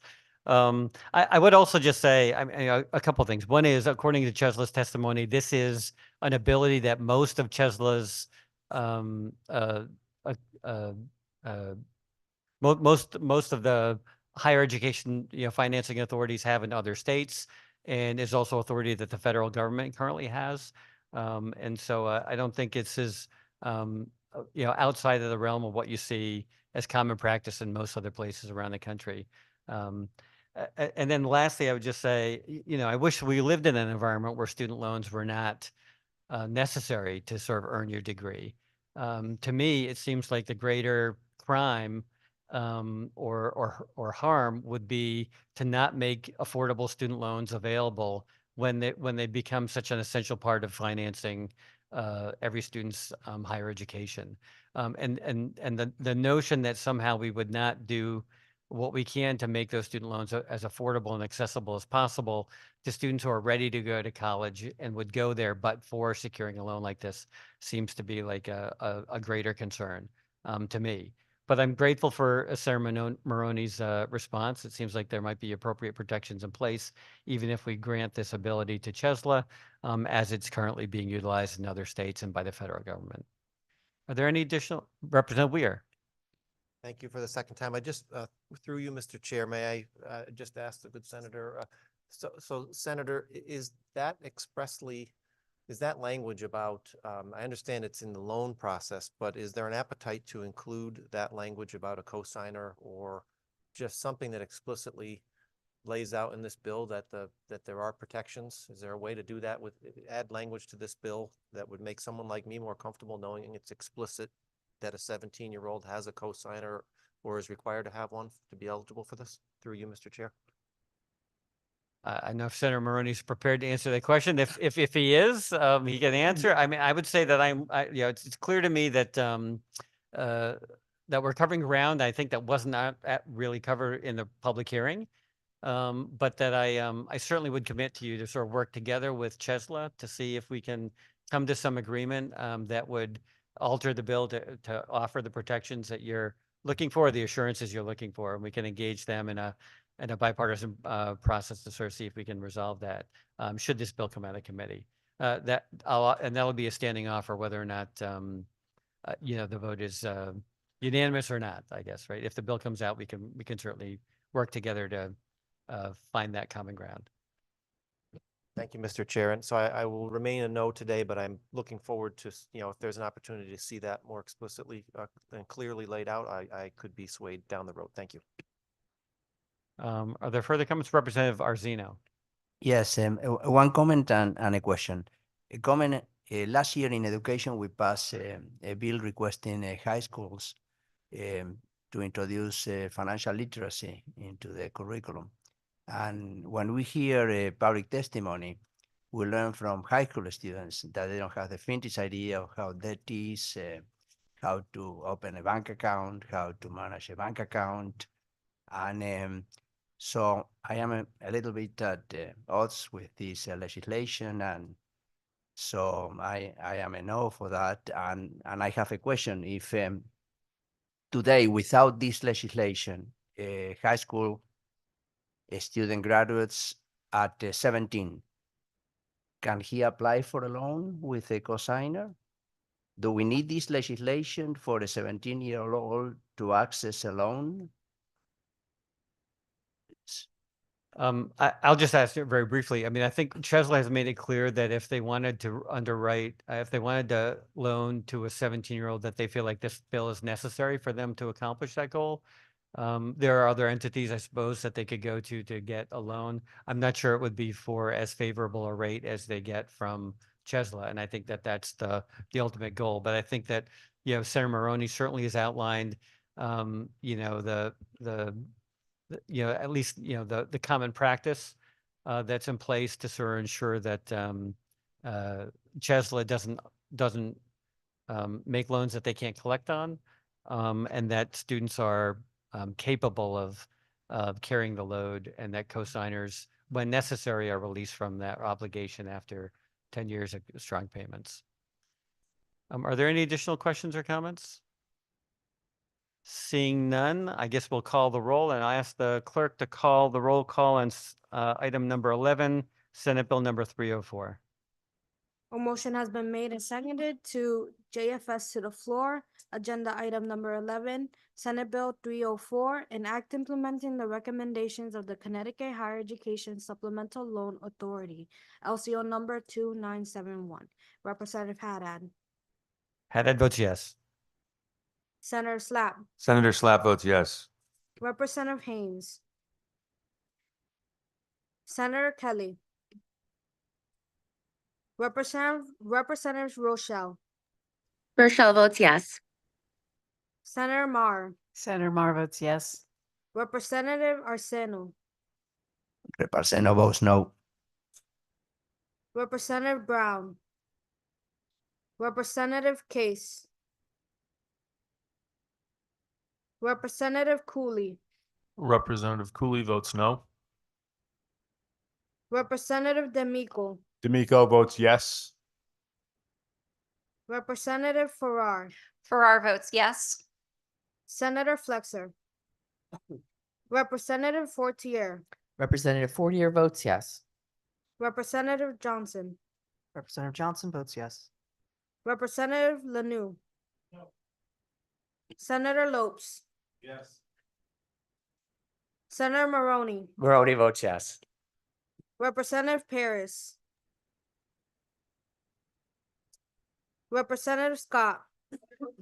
Representative Scott votes no. Representative Turco. Yes. Representative Weir. Weir's no. Thank you. Okay, the next item on the agenda is item number 12, Senate Bill number 305, an act implementing the recommendations of the Connecticut Health and Educational Facilities Authority. Chair will accept a motion to JF this item to the Finance Committee. So moved. Motion's been made by Senator Second. Slapp and seconded by Senator Mar. I'm hesitant to ask if there are any questions about this legislation, but I guess I will open it up to the floor. Representative Lanu. Thank you, Mr. Chairman. Just a couple of comments, and I do have a couple of questions. You know, first of all, I do want to thank the committee for, you know, addressing or trying to identify a problem in our state. You know, the child care deserts. That's something I've worked with some colleagues on. We've been having discussions on, and I do appreciate the discussion. And you know, if there's child care deserts in Connecticut. Southeastern Connecticut is the Mojave as it relates to this problem, where I come from. And we certainly need to look for solutions, look for ways to give greater access to childcare. So again, if I'm understanding this correctly, Chaffa, essentially somebody can donate money to Chaffa to go towards building or somehow expanding or creating new childcare facilities. Am I understanding that correctly? Yes, Representative Lanu. According to the testimony submitted by Chifa, this would create a early childhood education tax credit program, and it would incentivize private investments in those areas that are most needed for the creation of daycares in those daycare deserts. By allowing employers to claim a 75% tax credit for contributions made to the program, Chifa would have a cap on the total contributions at $10 million and a tax credit pool of just $7.5 million. And so it allows for them to multiply the $7.5 million of that's offered in tax credits into $10 million. And they would use that money to finance the creation of childcare opportunities in high need areas. Okay, so That just about exhausts my understanding of the program. I'll say that outright, but you're free to ask any additional questions. We'll see what we can muddle through. Thank you, Mr. Chair. I appreciate that. So this pot of money that's created would go towards again, I think if I understand, like creating additional childcare facilities, additional opportunities. In my district, they're one of my towns, the town of Preston, small rural agricultural community. It is where I grew up as well. I'm very proud of that. And what they're doing, what they're going to be launching in the fall is a pilot where they're going to be having they're going to have a childcare facility right at the elementary school. So the infrastructure is there, and for them to get off the ground with this really requires very little money because of it's an existing school. There's existing classrooms existing space that can be converted into that childcare space. So I guess my question is, a town like Preston, with what they're trying to launch, and incidentally, in a small town like that, 30 families have already said they want to sign up and have their kids be a part of this childcare facility, part of this childcare pilot. Would under this legislation, would Preston be eligible for funding dollars for their pilot? If you know. Yeah, the bill allows for recipients of the funding to be licensed child care centers as it's defined in section 19A-77. It also includes fiscal agents located in Connecticut who are acting as in an administrative capacity for distributing financial assistance to family child care homes and group child care homes. Those terms are also defined in sections 19A-77. I think that so long as your project fits into the definitions as outlined in that section of the statutes, then they would be eligible to take advantage of the program. I don't know enough about the specific entity that you're inquiring about to know if they qualify, but suffice to say, I think if they're a licensed child care center, they will be, they're likely to be included in as an eligible recipient. Great, thank you for that answer. That certainly helps.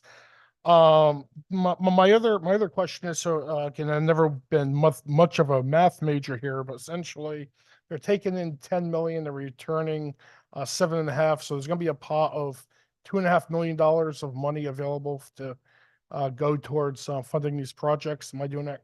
Am I figuring that correctly? No, I actually think the pot is $10 million. There's,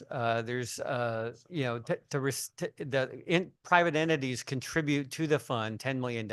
In return, they get a $7.5 million tax credit that comes off of revenue that's received by the state. So Right. there's a financial hit to the state, but the total value of money that Chifa can then distribute would be $10 million. Okay, okay, so the pot of money is 10 million, 7.5 from the essentially the revenues from the state that the state's not getting, and then the other 2.5 million from contributors. So that $10 million pot of money, then that's annual?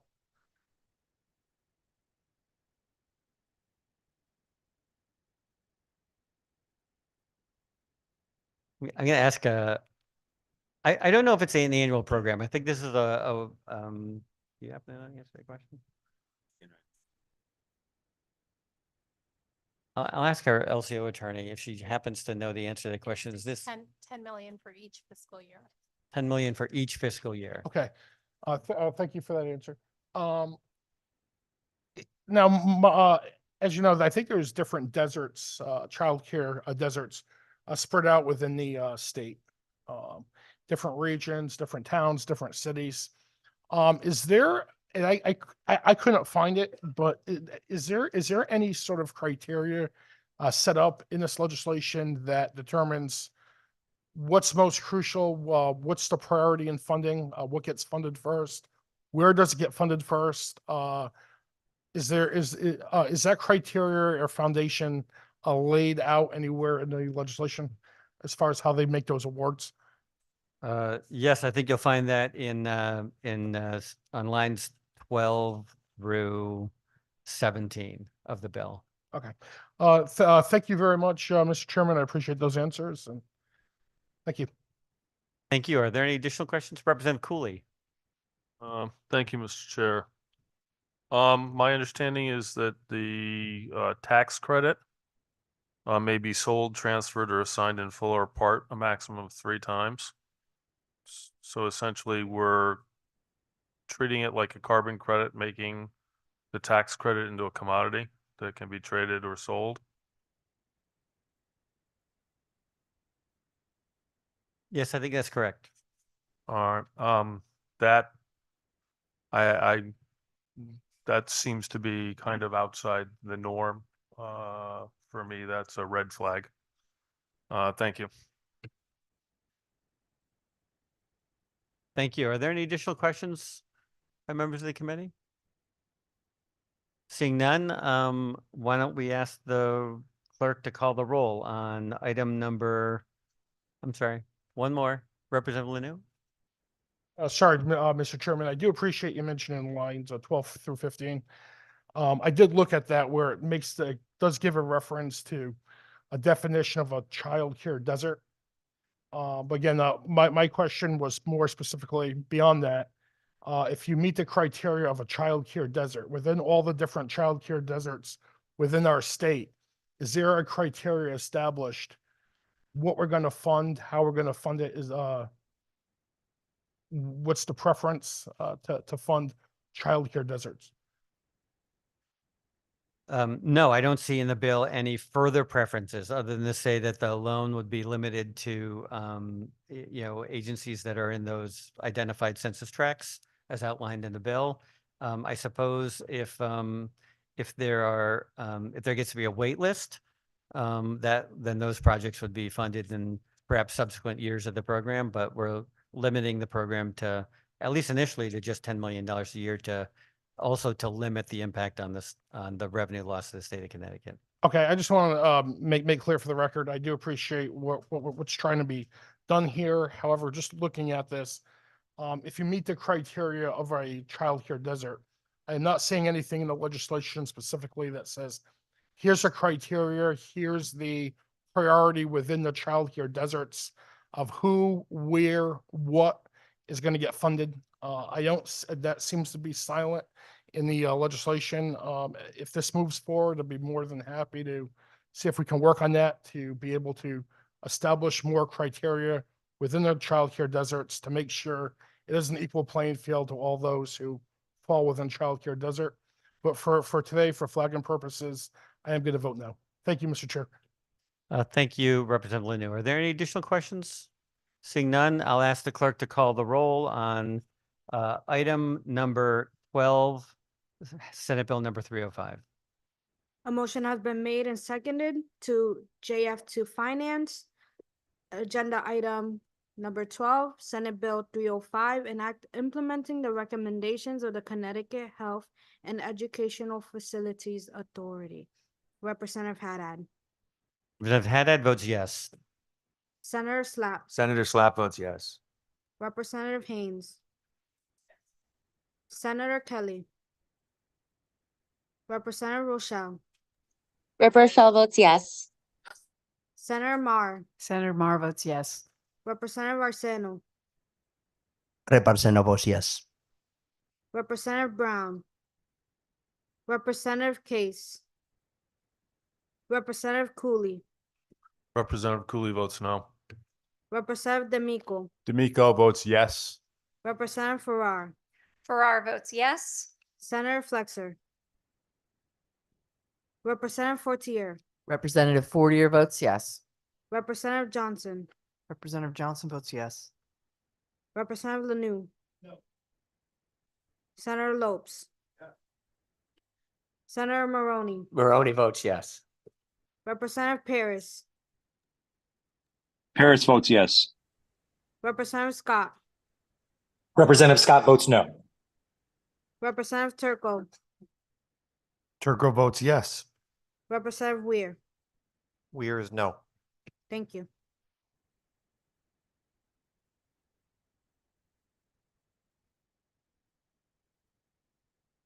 Thank you, Madam Clerk.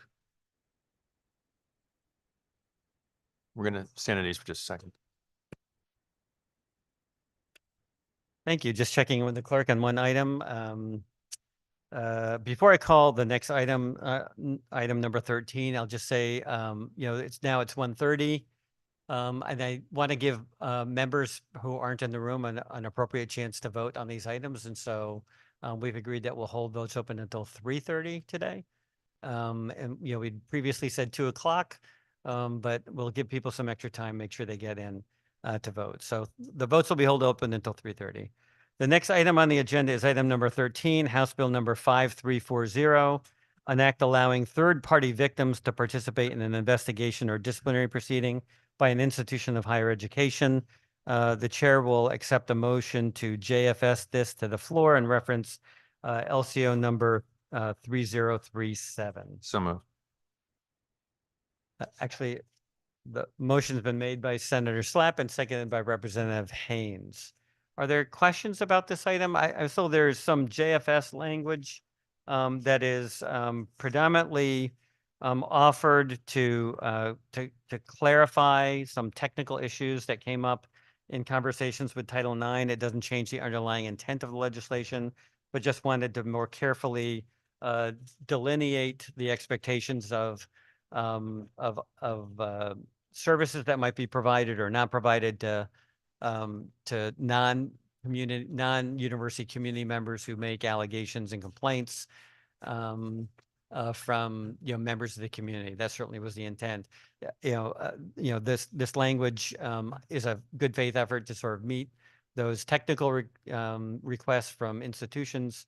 I'll continue to work with them to make sure that we're that Title IX coordinators are comfortable and understand what we're trying to accomplish here, and that the language reflects that change. Representative Haynes. Thank you, Mr. Chair. And just a comment to, first of all, Representative Veach and her constituent for bringing this to our attention. I think one of the things that we have to be cognizant of is that all our higher educational institutions are part of a community, and the community that it lives in needs to be recognized as an active member to that university system. So in regards to that, this is particularly regarding victims and who, no matter which part of the community they're involved in, that they have some expectations and that we're trying to meet them in some way. So appreciate that the committee has taken this on. It doesn't answer all of it, but it is a step in the right direction. So we want to thank the committee for its consideration on this. Thank you. Are there any additional questions or comments? Seeing none, Representative Haynes.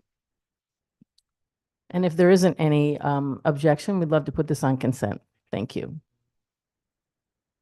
Okay, that item will be moved to the consent calendar. The next item on the agenda is item number 14, Senate Bill number 302, an act expanding the tax credit for qualified apprenticeship training programs and establishing a pilot program for children interested in the trades. The chair will accept a motion to JFS this length.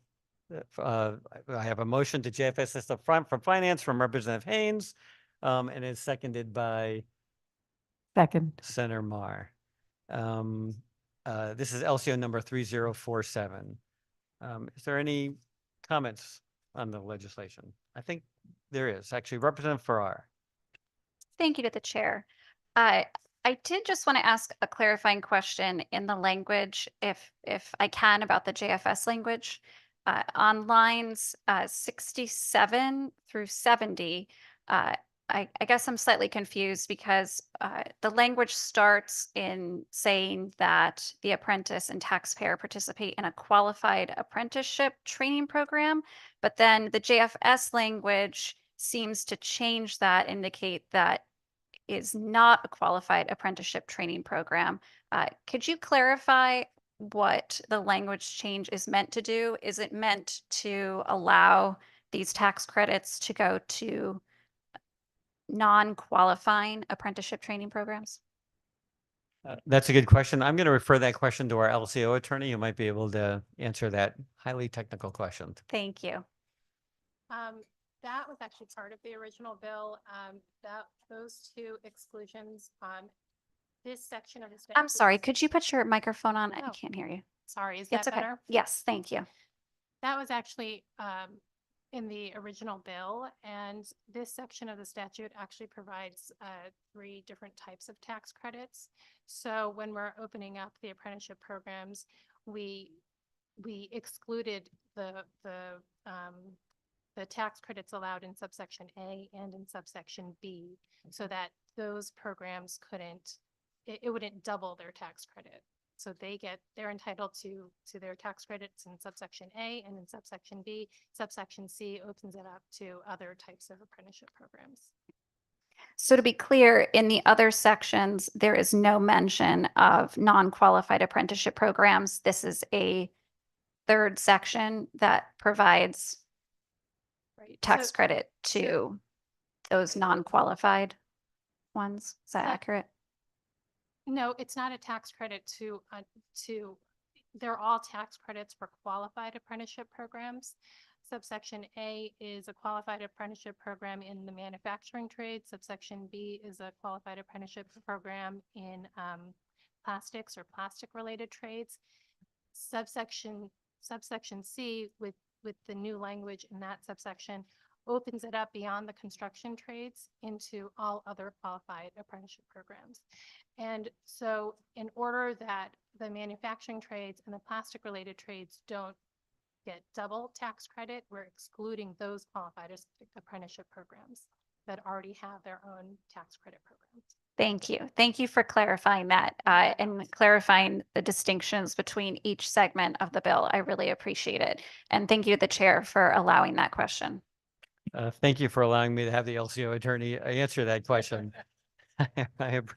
I appreciate that. And then additionally, the substitute language, I would also say, makes a number of changes to the pilot program. It limits the responsibility of the pilot program to the Department of Education, and clearly states that it should align with career pathway programs established in other sections of this general statutes, which are all, I think, good suggestions made by members of the committee during our vetting process. I would say that, in advance, that I suspect that the Department of Education may have the similar concerns to the Department of Labor about whether or not they have the resources to appropriately establish these programs.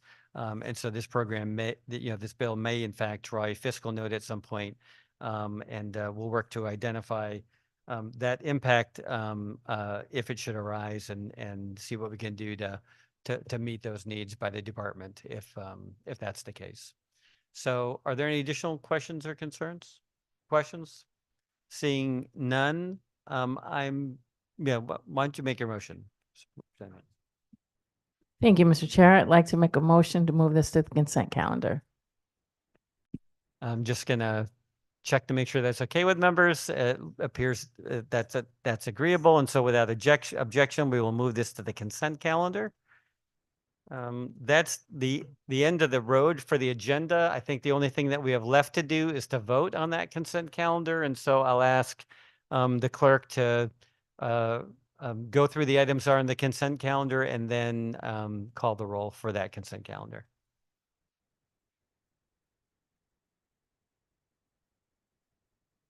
A motion has been made and seconded to vote on today's consent calendar. The consent calendar contains the bills as follows.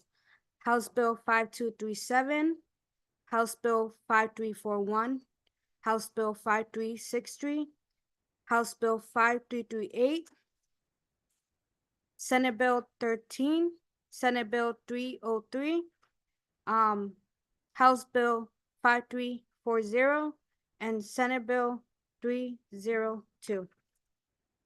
Representative Haddad, Representative Haddad votes yes. Senator Slapp, Senator Slapp votes yes. Representative Haynes, Senator Kelly, Representative Rochelle, Rochelle votes yes. Senator Mar, Senator Mar votes yes. Representative Arceno, Representative votes yes. Representative Brown, Representative Case, Representative Cooley, Representative Cooley votes yes. Representative D'Amico, D'Amico votes yes. Representative Farrar, Farrar votes yes. Senator Flexer, Representative Fortier, Representative Fortier votes yes. Representative Johnson, Representative Johnson votes yes. Representative Lanu, Yes. Senator Lopes, Yes. Senator Maroney, Senator Maroney votes yes. Representative Paris, Representative Scott, Representative Scott votes yes. Representative Turco, Turco votes yes. Representative Weir. Weir is yes. Thank you.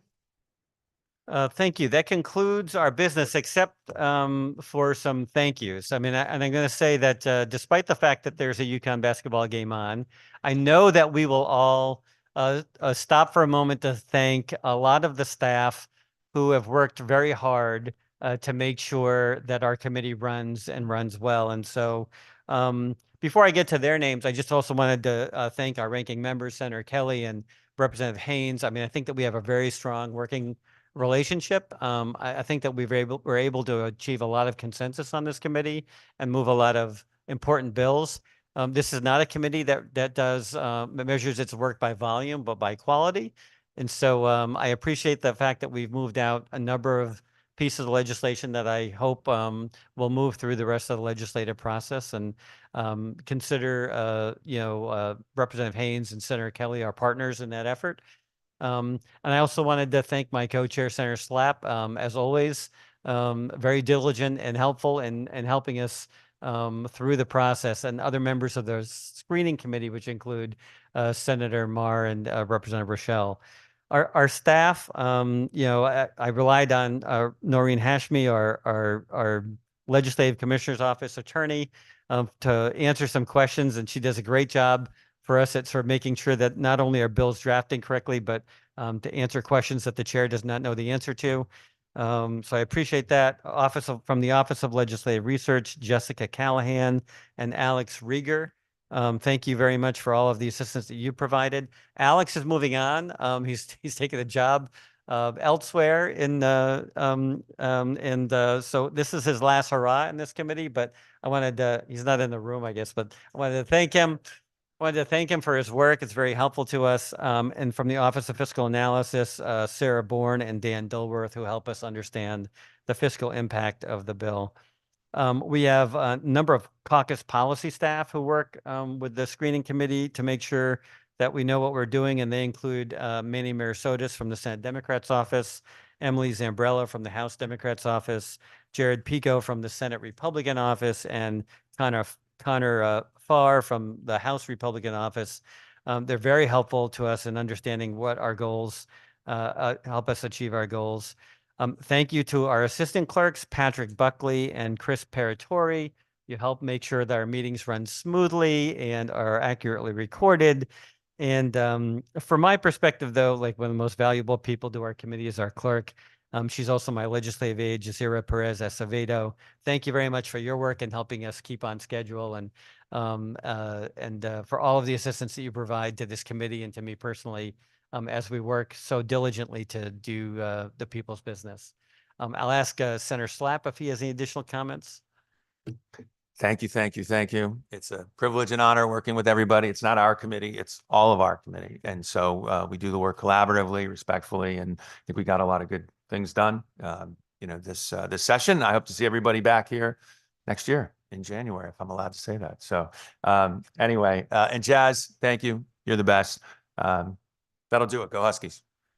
And Representative Haynes, did you have any words as well? So I'll take a moment just to say thank you to everybody on the committee. We appreciate all the conversations we've had offline and in the hallways as people have been saying. But Jazz, I have to tell you, and our other clerks, my aide has said the best clerks in this building are the higher ed clerks. So thank you so much. High compliments on a bipartisan level. That's what we like in this committee. So thank you very much for your attendance yeah, votes will be open. We will not adjourn the meeting until 3:30. So votes will be held open until 3:30. We'll see you around. Yeah.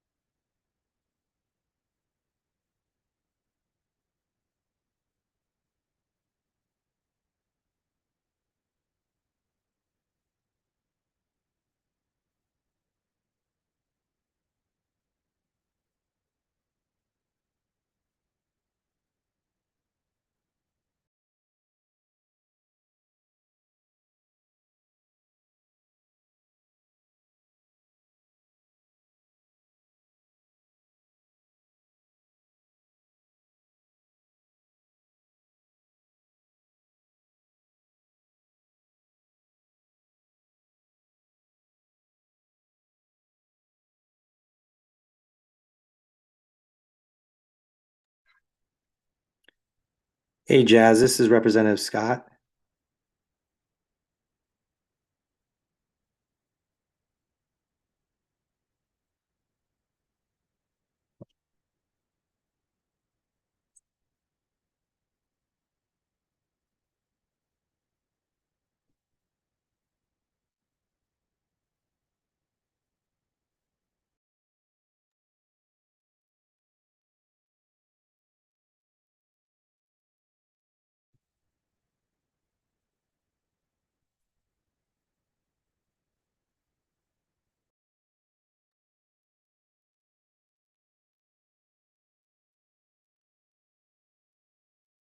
Hey, Jazz, this is Representative Scott. Are you there?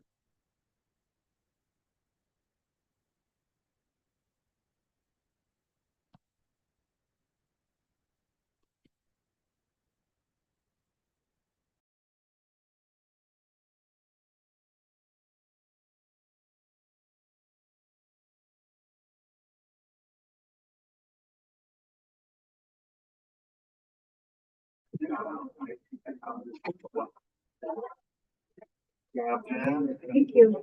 You as well. Hi, Rosita. Hey, sorry, I know you're probably just finishing up with there, so I just wanted to make sure. I think I made all the votes, but can you just double check to make sure? I think I made them all. I'll double check.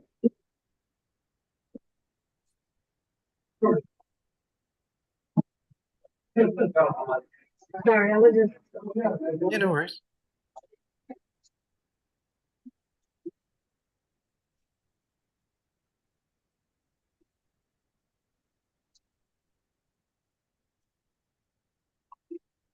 You're all set.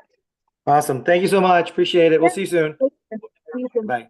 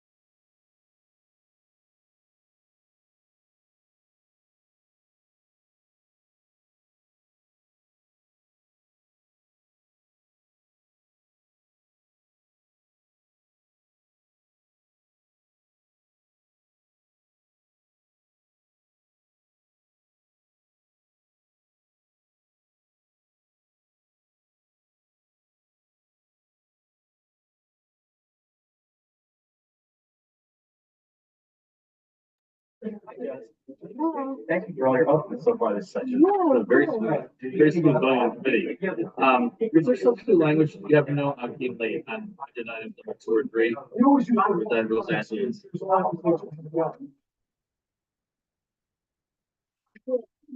Yeah. Thank you so much. That's so much. She is the best cook in the building. She is the best cook in the building. So smooth. Hey, Jazz, how are you? I'm doing well. How are you? I'm doing well. I think I missed maybe 2 votes. Yeah, let me just confirm where all my votes on the sheets and I'll let you know which ones you made. Yeah, so you missed the vote for SB 304, an act implementing the recommendations of the Connecticut Higher Education Supplemental Loan Authority. I'm passing on that one. Say that again? I'm not voting. I'm not going to vote on that one. Okay, so abstain? Yep. Okay. Okay, and then, I got you done for that one, and then the consent calendar. I guess I'll vote yes for it. Okay, do you want me to read the bills that were on the consent? No. Okay. Just make Thanks, sure. Jazz. And I think with that, you're all set, Representative. All right. Thank you. I appreciate you. Of course, take care. Bye-bye. Bye.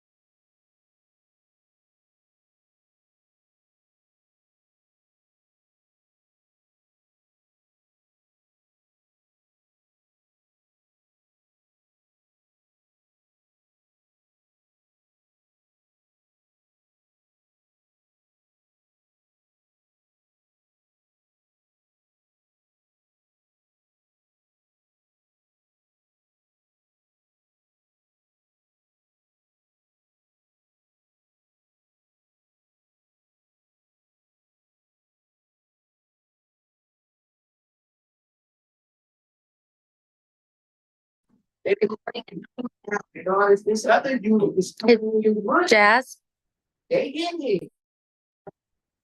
Hi, Rochelle. Hey, so I voted on most things. I jumped off at one moment. Can you just let me know if I missed any votes? Yeah, let me just look with It just needs to come. I was not in here when he first. After they finally do what they. Yeah.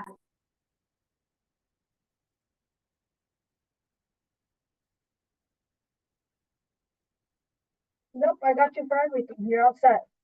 Thank you. Thank you.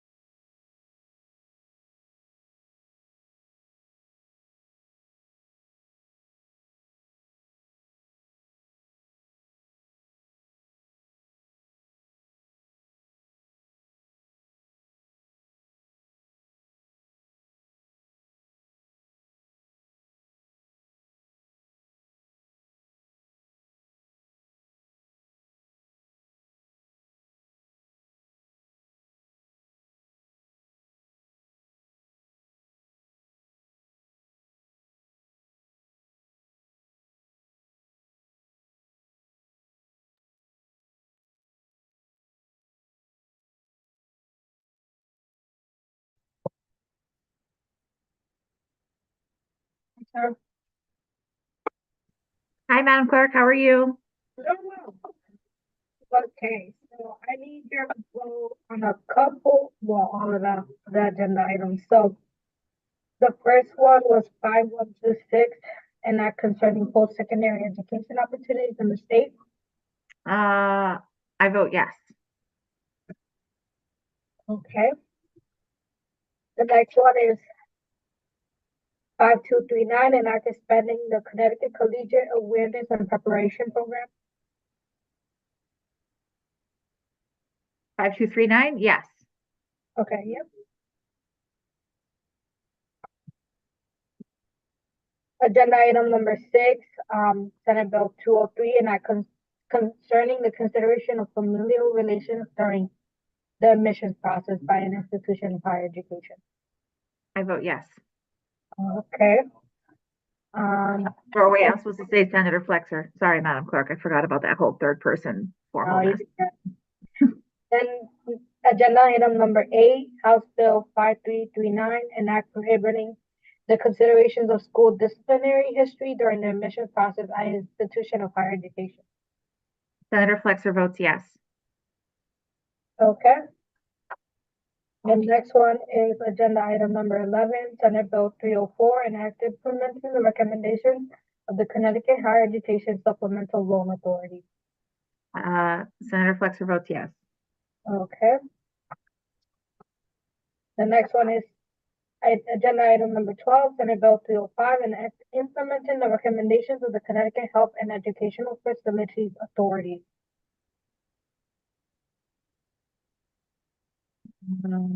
Senator Flexer votes yes. Okay. And then the last item was the consent calendar where items 1, 2, 3, 7, 9, 10, 13, and 14. Senator Flexer votes yes. Okay, and with that, you're all set. Great, thank you very much. Have a good day. You as well. Take care. Hello. Yep. Yeah, it's because I have to. I got him right now.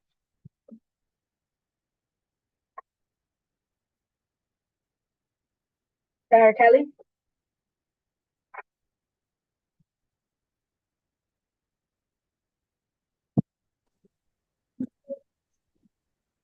Hey, Jazz. Hey, Sarah Kelly. So I'm just gonna go over the votes I'm missing from you. So there was one I'm missing for you is agenda item number 4, 5126. Do you want me to read it out or do you? Let's see. 5126. Yes. Yep. Senator Kelly votes yes. Okay. Do you think you'll be able to turn on your camera or? Sure. Yep, thank you.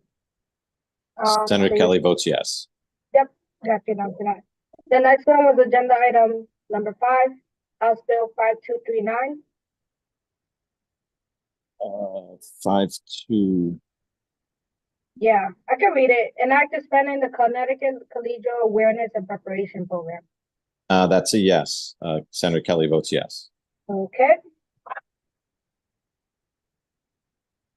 Now, I'm just going over all of the rest. Okay, then I need your vote for agenda item number 11, Senate Bill 304, an act implementing the recommendations of the Connecticut Higher Education Supplemental Loan Authority. Senator Kelly votes no. Okay. And then the next one is agenda item number 12, Senate Bill 305, an act implementing the recommendations of the Connecticut Health and Educational Facilities Authority. Senator Kelly votes yes. Okay. And then I just need your vote on the consent calendar where items 1, 2, 3, 7, 9, 10, 13, and 14. Senator Kelly votes yes. And with that, you're all set. Thank you very much. I appreciate it. Take Have a care. nice day. You as well.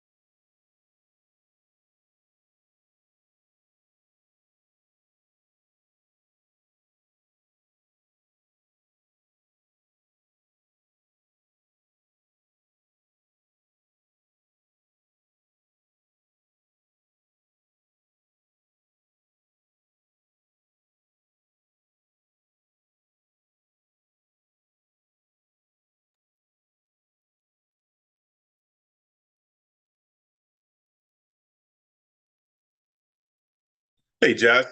Hey, Red Brown, how are you today? Good. How are you? I'm doing well. Okay. So I need your vote on the following items, starting with agenda item number 4, House Bill 5126, and act concerning post-secondary education opportunities in the state. I can't remember that. That's the is that the banning the box one? No.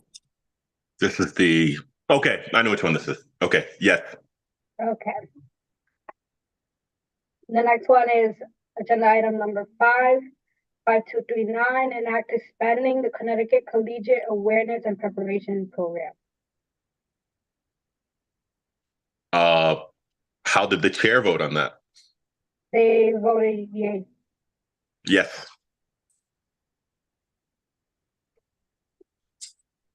The next one is agenda item number 6, SB 203, and act concerning the consideration of familiar relationship during the admission process by an institution of higher education. What's the breakdown on that? Is it close? Mhm. Okay, yes.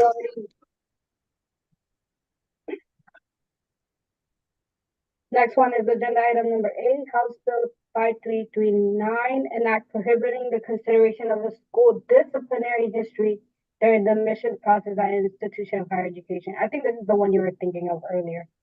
That's the one. Yes. Oh, yep. Okay. Next one is agenda item number 11, SB 304, an act implementing the recommendations of the Connecticut Higher Education Supplemental Loan Authority. Yes. Okay. The next one is Senate Bill 305, an act implementing the recommendations of the Connecticut Health and Educational Facility Authority. Yes. Okay.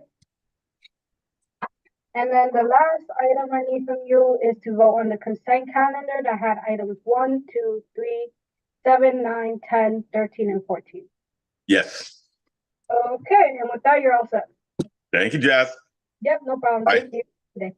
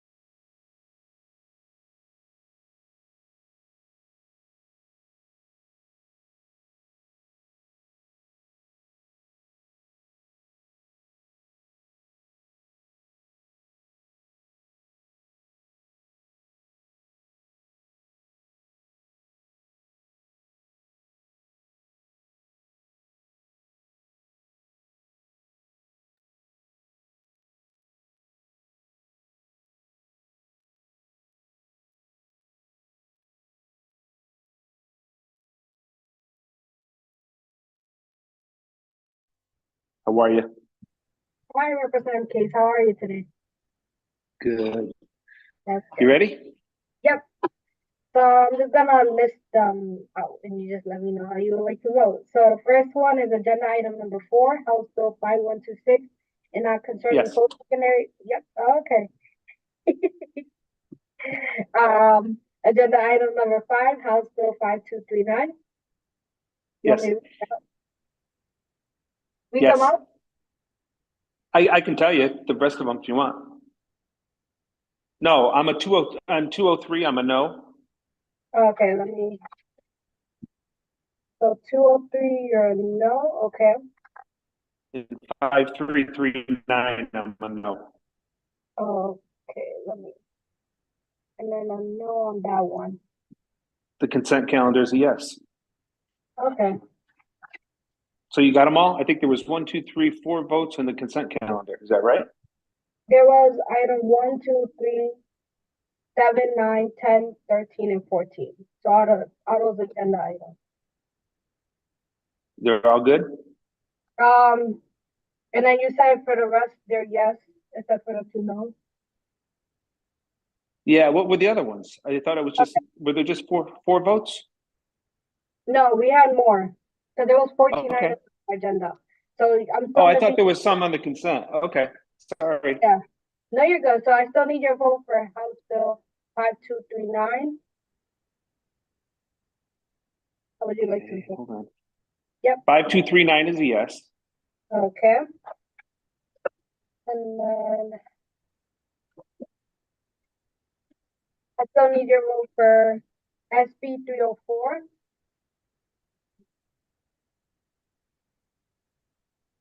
No. Okay.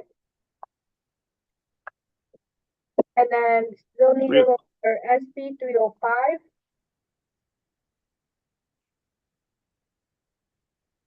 No. Okay. And let me just double check all of them, and then I think with that you should be all set. So get the for this one.